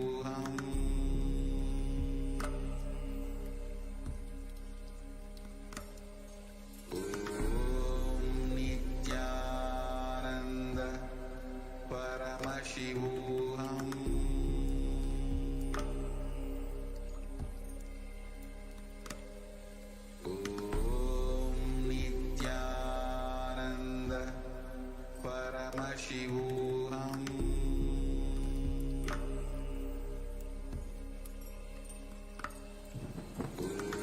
Om Nithyananda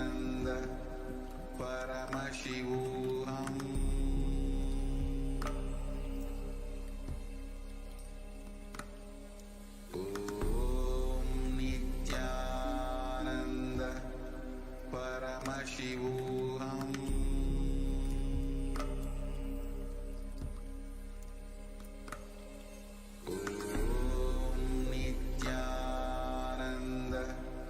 Paramashivam.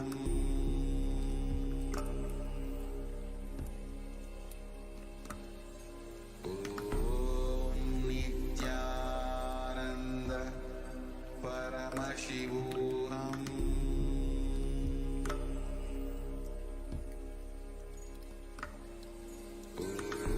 Om Nithyananda Paramashivam. Paramashivam. Om Nithyananda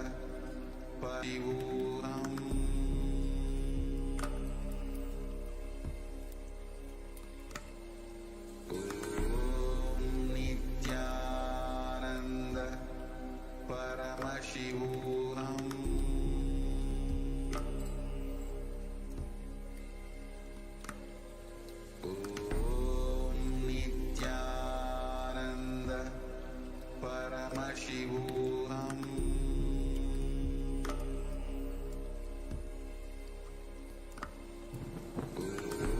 Om Nithyananda Paramashivam.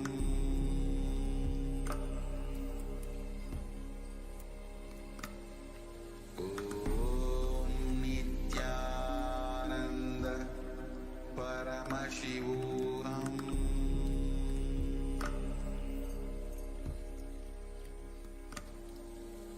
Om Nithyananda Paramashivam.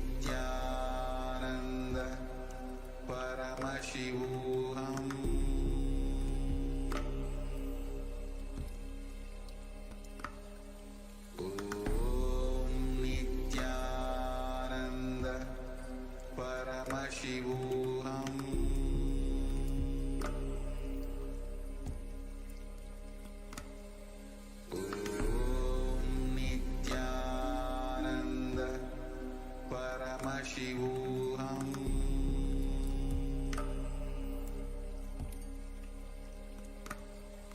Om Nithyananda Paramashivam.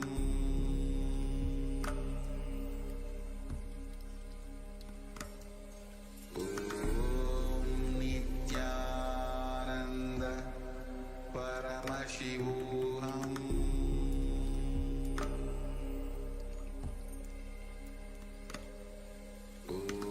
Om Nithyananda Paramashivam.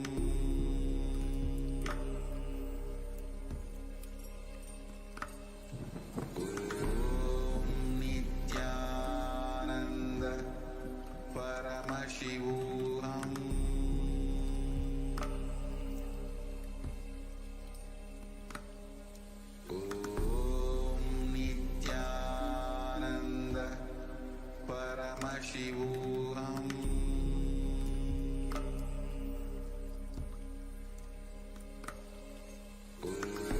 Om Nithyananda Paramashivam.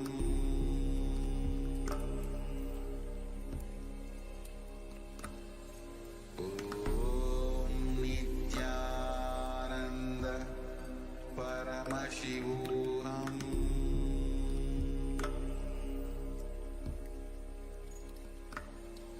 Om Nithyananda Paramashivam.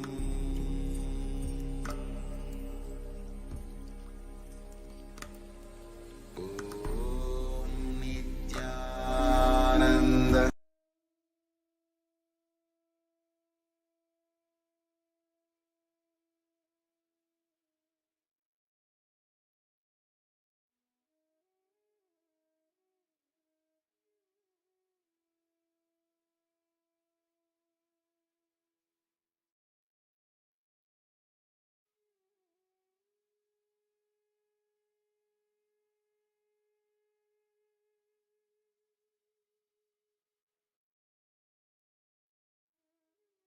Nityanandam,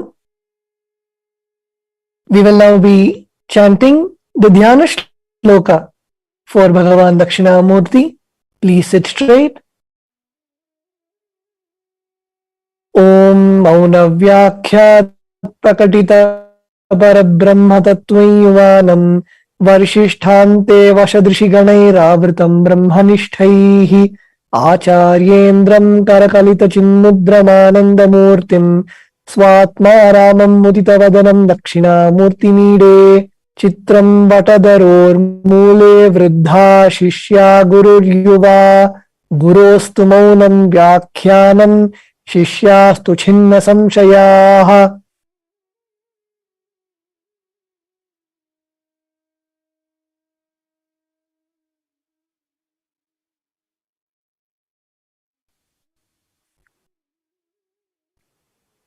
I praise and salute that Dakshinamurthy who faces the south, who explains the true nature of the Supreme Brahman through his state of silence, who is young in looks, who is surrounded by disciples who are old sages.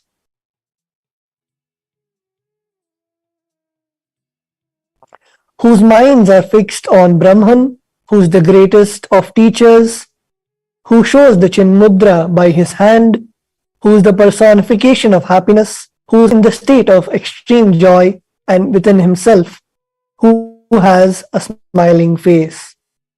Let us now, with this space of intense gratitude and restful awareness, receive the darshan of our beloved Swamiji in the form of Bhagavan Dakshinamurthy.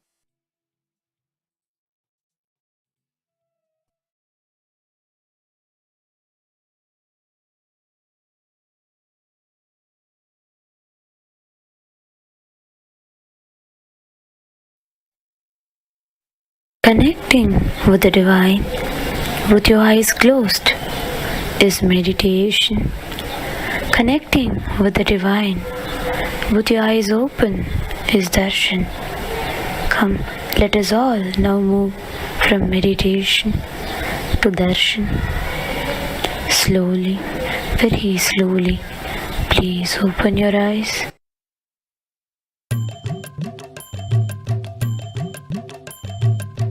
शरणं स्मरणं नित्यानन्द गुरुदेव शरणं नित्यानन्द गुरुदेव शरणं स्मरणं नित्यानन्द गुरुदेव स्मरणं गुरुदेव शरणं ब्रह्मरूपमादिमध्य शेष सर्वभासकं भावषट्कहीनरूप नित्यसत्यमद्वयं ब्रह्मरूपमादिमध्य शेष सर्वभासकं भावषट्कहीनरूप नित्यसत्यमद्वयं वाक्मनोति गोचरं च नेति नेति भावितं तमामि देवदेव नित्यानन्दमीश्वरं वाक्मनोति गोचरं च नेति नेति भावितं तं नमामि देवदेव नित्यानन्दमीश्वरं शरणं नित्यानन्द गुरुदेव शरणं स्मरणं नित्यानन्द गुरुदेव स्मरणं शरणं नित्यानन्द गुरुदेव शरणं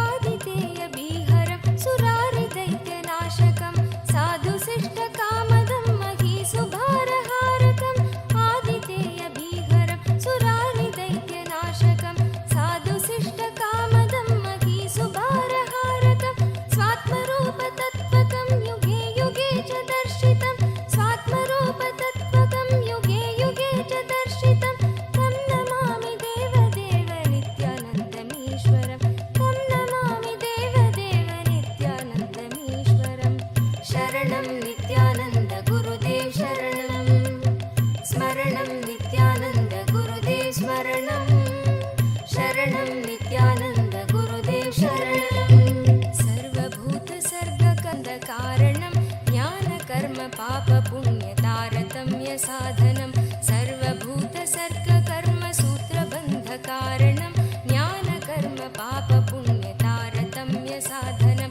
बुद्धिवास सर्वकर्मभासनं तं नमामि देवदेव नित्यानन्दमीश्वरं बुद्धिवास साक्षिरूप सर्वकर्मभासनं तं नमामि देवदेव नित्यानन्दमीश्वरं तं नमामि देवदेव नित्यानन्दमीश्वरं शरणं नित्यानन्द गुरुदेव शरणं स्मरणं नित्यानन्द गुरुदेव स्मरणं शरणं नित्यानन्द गुरुदेव शरणं स्मरणं नित्यानन्द गुरुदेव स्मरणं शरणं नित्यानन्द गुरुदेव शरणं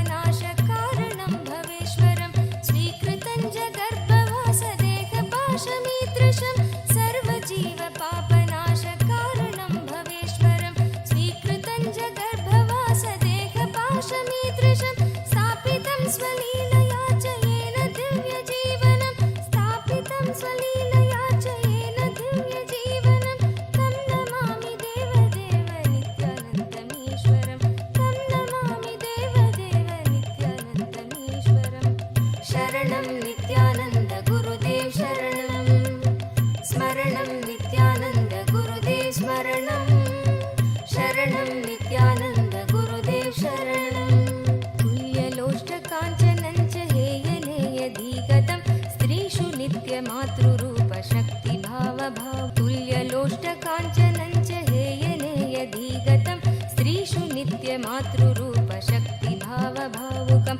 ज्ञानभक्तिमुक्तिशुद्धबुद्धिदायकं ज्ञानभक्तिमुक्तिशुद्धबुद्धिदायकं तं नमामि देवदेव नित्यानन्दमीश्वरं तं नमामि देवदेव नित्यानन्दमीश्वरं शरणं नित्यानन्द गुरुदेव शरणं स्मरणं नित्यानन्द गुरुदेव स्मरणं शरणं नित्यानन्द गुरुदेव शरणं सर्वधर्मगम्यमूलसत्यतत्त्वदेशकं सिद्धसर्वसम्प्र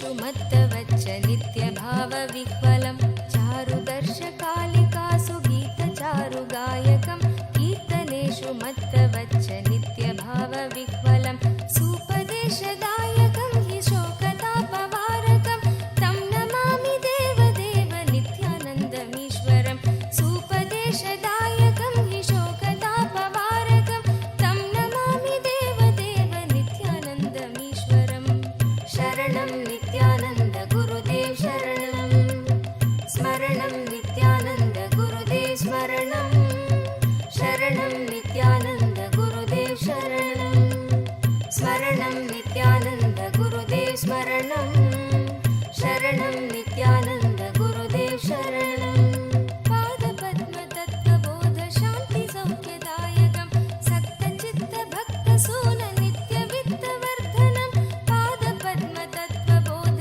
शान्ति सौख्यदायकं सक्तचित्तभक्तसून नित्यवित्तवर्धनं दम्भिदर्पधारणं तु निर्भयं जगद्गुरुं दम्भिदर्पधारणं तु निर्भयं जगद्गुरुं तं नमामि देवदेव नित्यानन्दमीश्वरं तं नमामि देवदेव नित्यानन्दमीश्वरं शरणं नित्यानन्द गुरुदेव शरणं स्मरणं नित्यानन्द गुरुदेव स्मरणं शरणं नित्यानन्द गुरुदेव शरणं स्मरणं नित्यानन्द गुरुदेव स्मरणं शरणं नित्यानन्द गुरुदेव शरणं पञ्चवर्षबालभावयुक्तहंसरूपिणं सर्वलोकरञ्जनं भवाब्धिसङ्गभञ्जनं पञ्चवर्षबालभावयुक्तहंसरूपिणं सर्वलोकरञ्जनं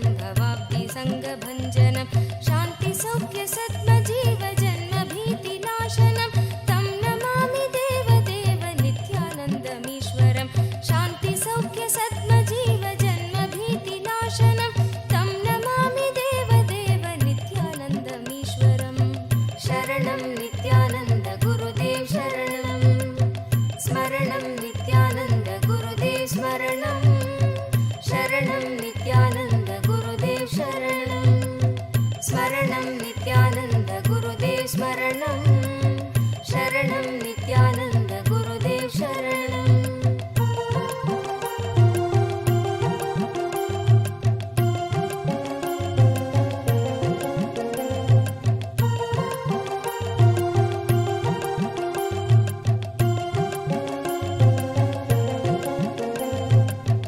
धर्महानहारकं स्वधर्मकर्मवारकं लोकधर्मचारणं च सर्वधर्मकोविदं धर्महानहारकं स्वधर्मकर्मवारकं लोकधर्मचारणं च सर्वधर्मकोविदं त्यागिगो हि सेव्य नित्यपावनाङ्घ्रिपङ्कजं त्यागिगो हि सेव्य नित्यपावनाङ्घ्रिपङ्कजं तं नमामि देवदेव नित्यानन्दमीश्वरं तं नमामि देवदेव नित्यानन्दमीश्वरं शरणं नित्यानन्द गुरुदेव शरणं स्मरणं नित्यानन्द गुरुदेव स्मरणं शरणं नित्यानन्द गुरुदेव शरणं स्मरणं नित्यानन्द गुरुदेव स्मरणं शरणं नित्यानन्द गुरुदेव शरणं स्तोत्रशून्यसोमकं सदेशभावव्यञ्जकं नित्यपाठकस्य वै विपत्तिपुञ्जनाशकं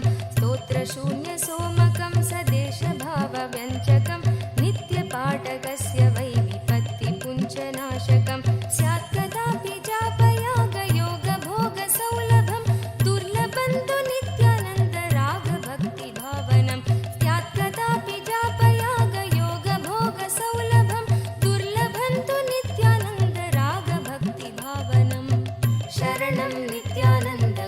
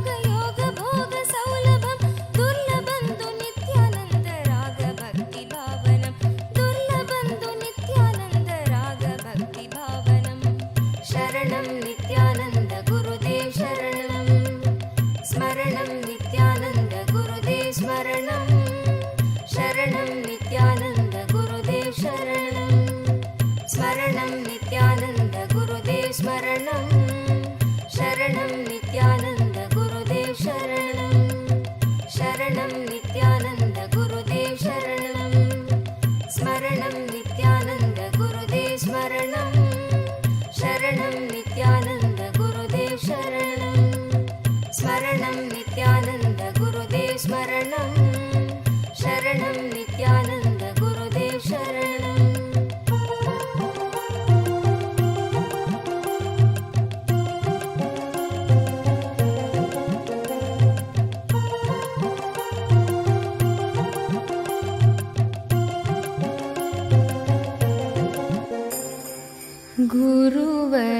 गुरुवरनाम पावननाम नित्य गुरुनाम गुरु नानक नाम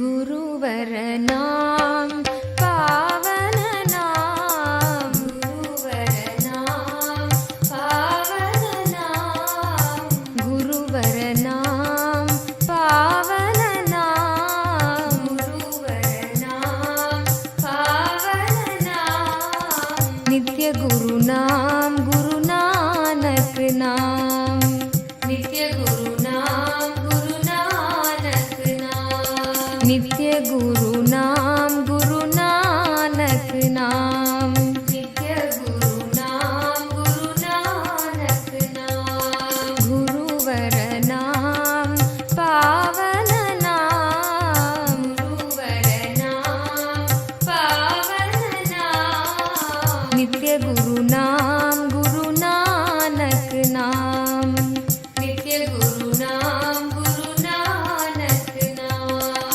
गुरुवरनाम पावननाम गुरुवरनाम पावननाम गुरुवरनाम पावननाम गुरुवरनाम पावननाम गुरु नित्येश्वर भगवाना गुरु नित्येश्वर भगवाना गुरु नित्येश्वर भगवाना गुरु नित्येश्वर भगवाना जय गुरु सद्गुरु नानक नाम जय बोलो नित्यानंदा नाम जय गुरु सद्गुरु नानक नाम जय गुरु सद्गुरु नानक नाम जय बोलो नित्यानंदा नाम जय गुरु सद्गुरु नानक नाम जय बोलो नित्यानंदा नाम नित्य गुरु नाम गुरु नानक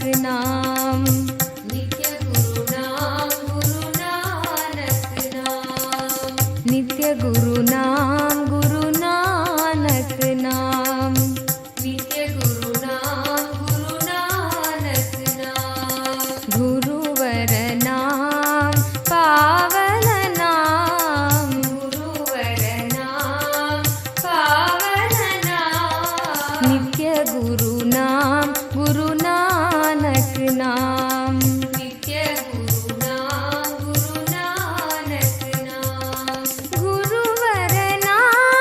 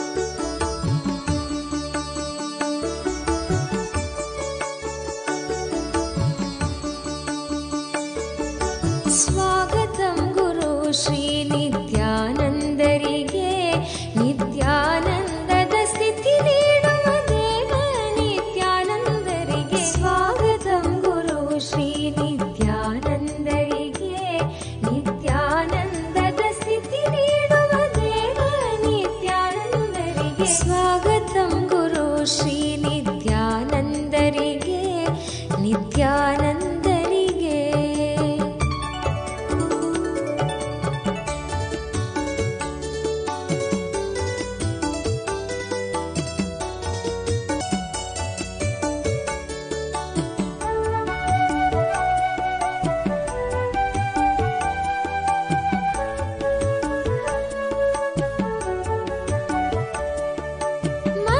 ಮಧ್ವಾಚಾರ್ಯರಿಗೆ ವ್ಯಾಸತೀರ್ಥರಿಗೆ ಮಧ್ವಾಚಾರ್ಯರಿಗೆ ವ್ಯಾಸತೀರ್ಥರಿಗೆ ಶ್ರೀ ಜಯತೀರ್ಥಾನಂದ ತೀರ್ಥ ಶ್ರೀಪಾದರಾಯರಿಗೆ ಶ್ರೀ ಜಯತೀರ್ಥಾನಂದ ತೀರ್ಥ ಶ್ರೀಪಾದರಾಯರಿಗೆ ಸ್ವಾಗತಂ ಗುರು ಶ್ರೀ ನಿತ್ಯಾನಂದರಿಗೆ ನಿತ್ಯಾನಂದದ ಸ್ಥಿತಿ ನೀಡುವ ದೇವ ನಿತ್ಯಾನಂದರಿಗೆ ಸ್ವಾಗತಂ ಗುರು ಶ್ರೀ ನಿತ್ಯಾನಂದರಿಗೆ ಸ್ವಾಗತಂ ಗುರು ನಿತ್ಯಾನಂದರಿಗೆ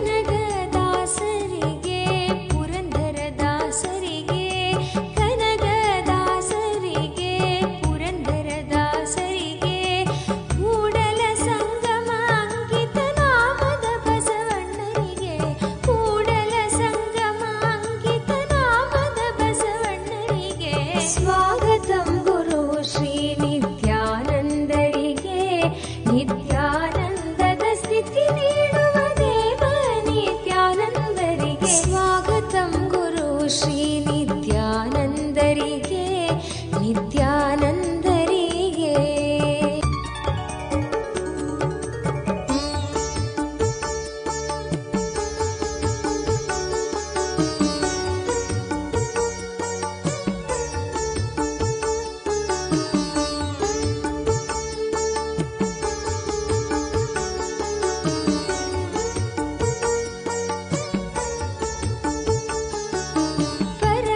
ಪರಮಹಂಸರಿಗೆ ಪರಮ ದಯಾಳುವಿಗೆ ಪರಮಹಂಸರಿಗೆ ಪರಮ ದಯಾಳುವಿಗೆ ನಿತ್ಯ ಧ್ಯಾನದ ದೀಕ್ಷೆಯನ್ನು ನೀಡಿದ ನಿತ್ಯಾನಂದರಿಗೆ ನಿತ್ಯ ಧ್ಯಾನದ ದೀಕ್ಷೆಯನ್ನು ನೀಡಿದ ನಿತ್ಯಾಗತಂ ಗುರು ನಿತ್ಯಾನಂದರಿಗೆ ನಿತ್ಯಾನಂದದ ಸ್ಥಿತಿ ನೀಡುವ ದೇವ ನಿತ್ಯಾನಂದರಿಗೆ ಸ್ವಾಗತಂ ಗುರು ಶ್ರೀ ನಿತ್ಯಾನಂದರಿಗೆ ನಿತ್ಯಾನಂದರಿಗೆ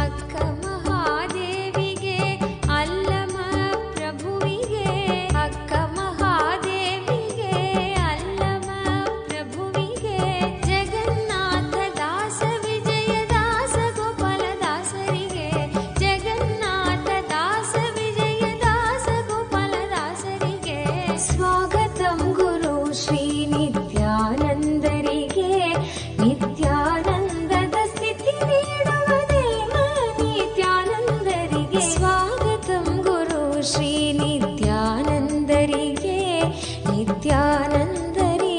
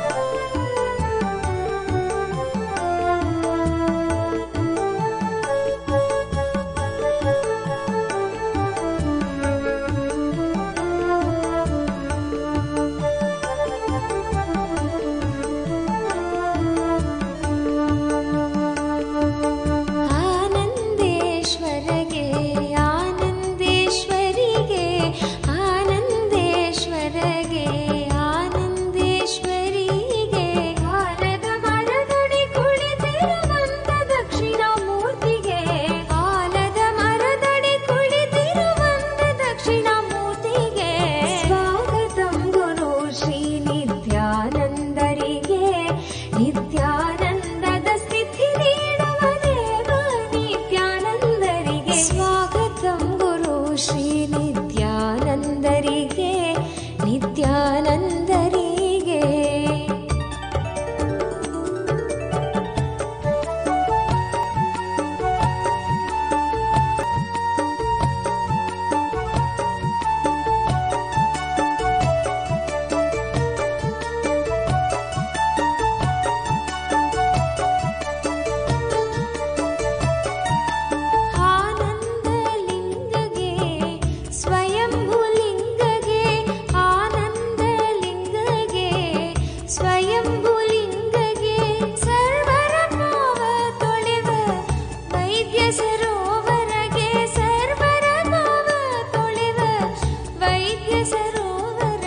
ಸ್ವಾಗತಂ ಗುರು ಶ್ರೀ ನಿತ್ಯಾನಂದರಿಗೆ ನಿತ್ಯಾನಂದದ ಸ್ಥಿತಿ ನೀಡುವ ದೇವ ನಿತ್ಯಾನಂದರಿಗೆ ಸ್ವಾಗತಂ ಗುರು ಶ್ರೀ ನಿತ್ಯಾನಂದರಿಗೆ ನಿತ್ಯಾನಂದದ ಸ್ಥಿತಿ ನೀಡುವ ದೇವ ನಿತ್ಯಾನಂದರಿಗೆ ಸ್ವಾಗತಂ ಗುರು ಶ್ರೀ ನಿತ್ಯಾನಂದರಿಗೆ ಸ್ವಾಗತಂ ಗುರು ಶ್ರೀ ನಿತ್ಯಾನಂದರಿಗೆ ಸ್ವಾಗತಂ ಗುರು ಶ್ರೀ ನಿತ್ಯಾನಂದರಿಗೆ ನಿತ್ಯಾನಂದರಿಗೆ ನಿತ್ಯಾನಂದರಿಗೆ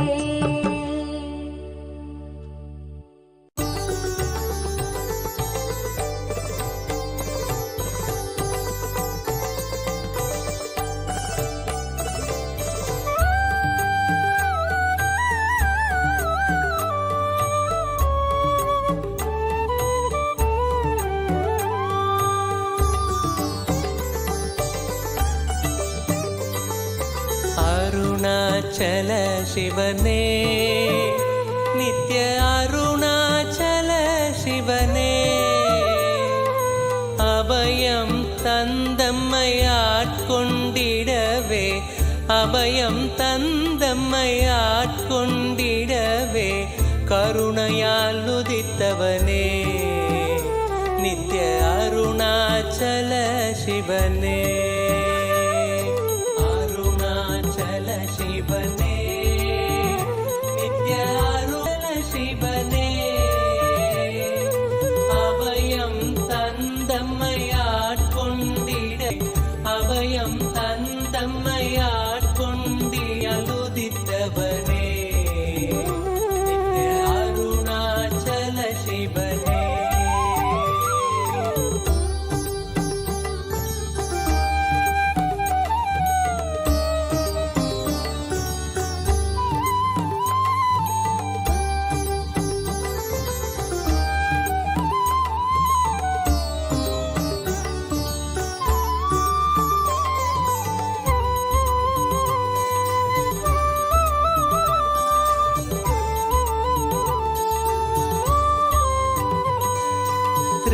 யுக அக்னி த்ரேதையில் மாணிக்கம் துவாபரத்தாமிரமாம் உயர் துவாபரத்தாமிரமாம் கலியுகம் உய்ய அருணாச்சல இந்த கலியுகம் உய்ய அருணாச்சல திரு மலையன எழுந்தவனே நித்ய அருணாச்சல சிவனே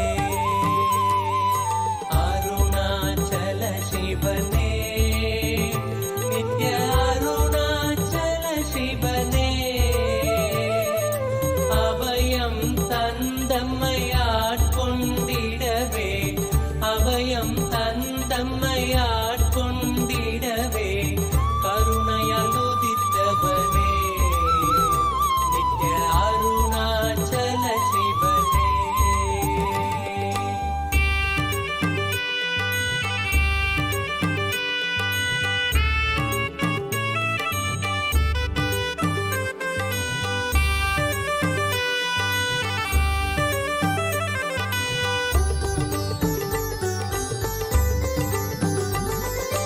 உன்முகம் சென்றதில் அன்பு மலர்ந்திட ஆனந்தம் தருபவனே நித்ய ஆனந்தம் தருபவனே கல்மணம் தாண்டியுன் இன்முகம் நினைந்திட கல்மணம் தாண்டியுன் இன்முகம் நினைந்திட முக்தி அளிப்பவனே நித்ய அருணாச்சல சிவனே அருணாச்சல சிவனே நித்ய அருணாச்சல சிவனே அபயம் தந்தம்மையாட்கொண்டிடவே அபயம் தந்தம்மையாட்கொண்டிடவே கருணையால் உதித்தவனே நித்ய அருணாச்சல சிவனே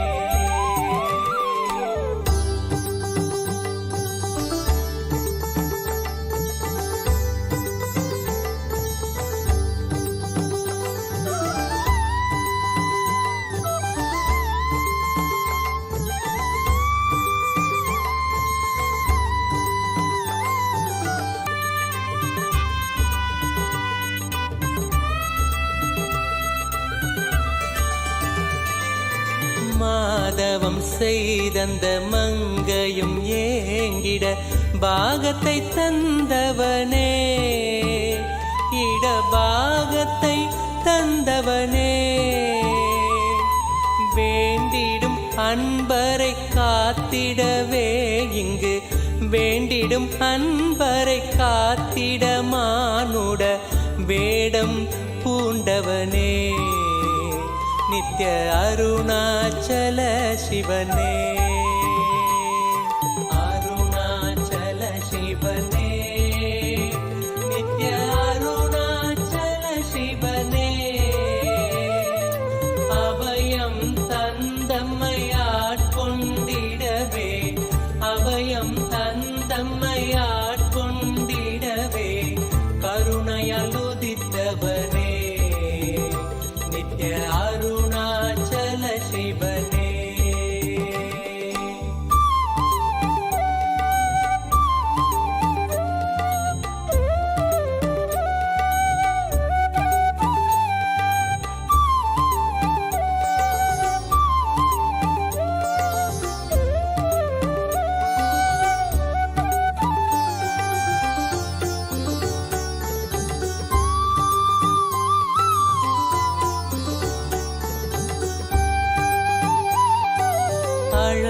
அழலுருவாகினும் அடி தோளும் மாந்தரை நிழலென காப்பவனே குளிர் நிழலென காப்பவனே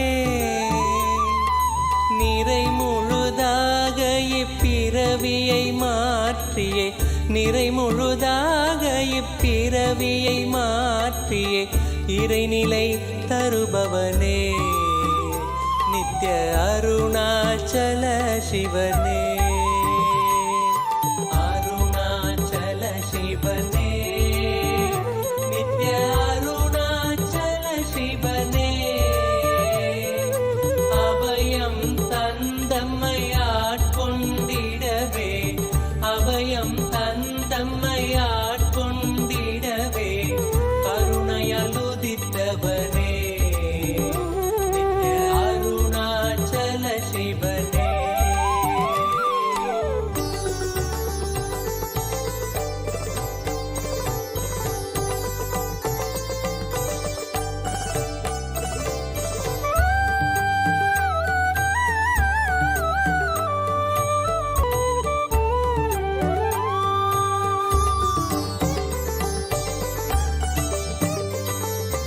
வேதனை தீர்த்திட வேதனும் மாலும் பாதம் பணிந்திடவே உந்தன் பாதம் பணிந்திடவே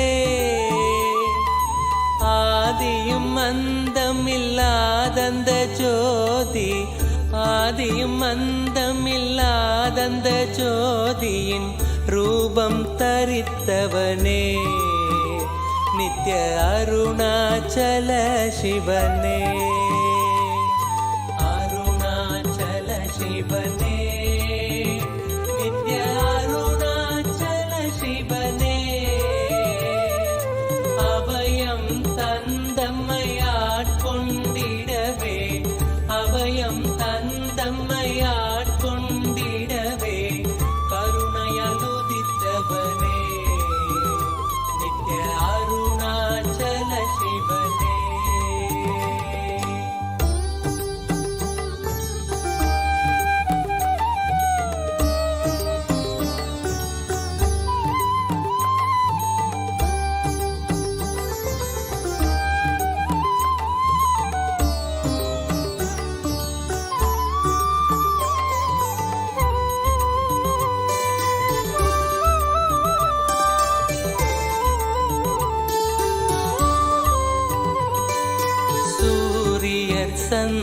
வீரர் வைரவர் விஞ்ஞயர் என் திசையோகியரும் உயர் என் திசையோகியரும் ஆனந்தராய் நினைந்தே உனை அடைந்திடும் ஆனந்தராய் நினைந்தே உனை அடைந்திடும் ஹர ஹர சிவ சிவனே நித்ய அருணாச்சல சிவனே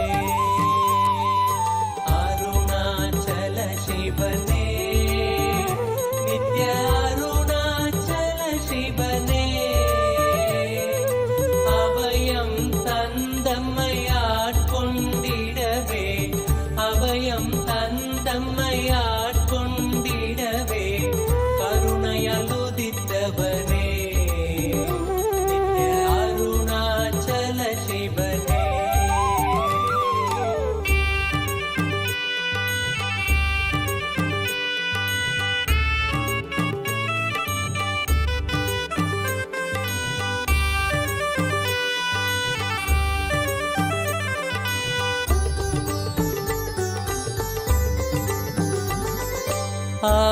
ஆலமிடற்றினில் கட்டிய நாதனே காலனை வென்றவனே இங்கு காலனை வென்றவனே துதி பாடிய மைந்தனும் உண்டவிடம் துதி பாடிய மைந்தனும் உண்டவிடம் அதன் வீரியம் மாய்த்தவனே நித்ய அருணாச்சல சிவனே அருணாச்சல சிவனே நித்ய அருணாச்சல சிவனே அபயம் தந்தம்மையாட்கொண்டிடவே அபயம் தந்தம்மையாட்கொண்டிடவே கருணையால் உதித்தவனே நித்ய அருணாச்சல சிவனே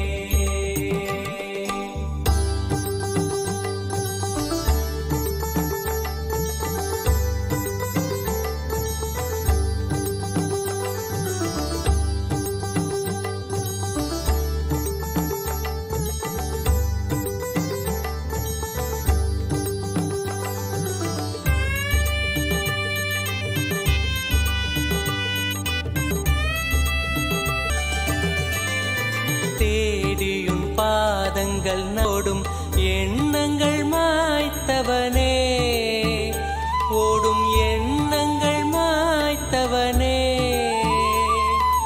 ஆழ்ந்து நினைந்திட ஆண்டவனே உனை ஆழ்ந்து நினைந்திட ஆண்டவனே நித்ய ஆனந்தம் தந்தவனே நித்ய அருணாச்சல சிவனே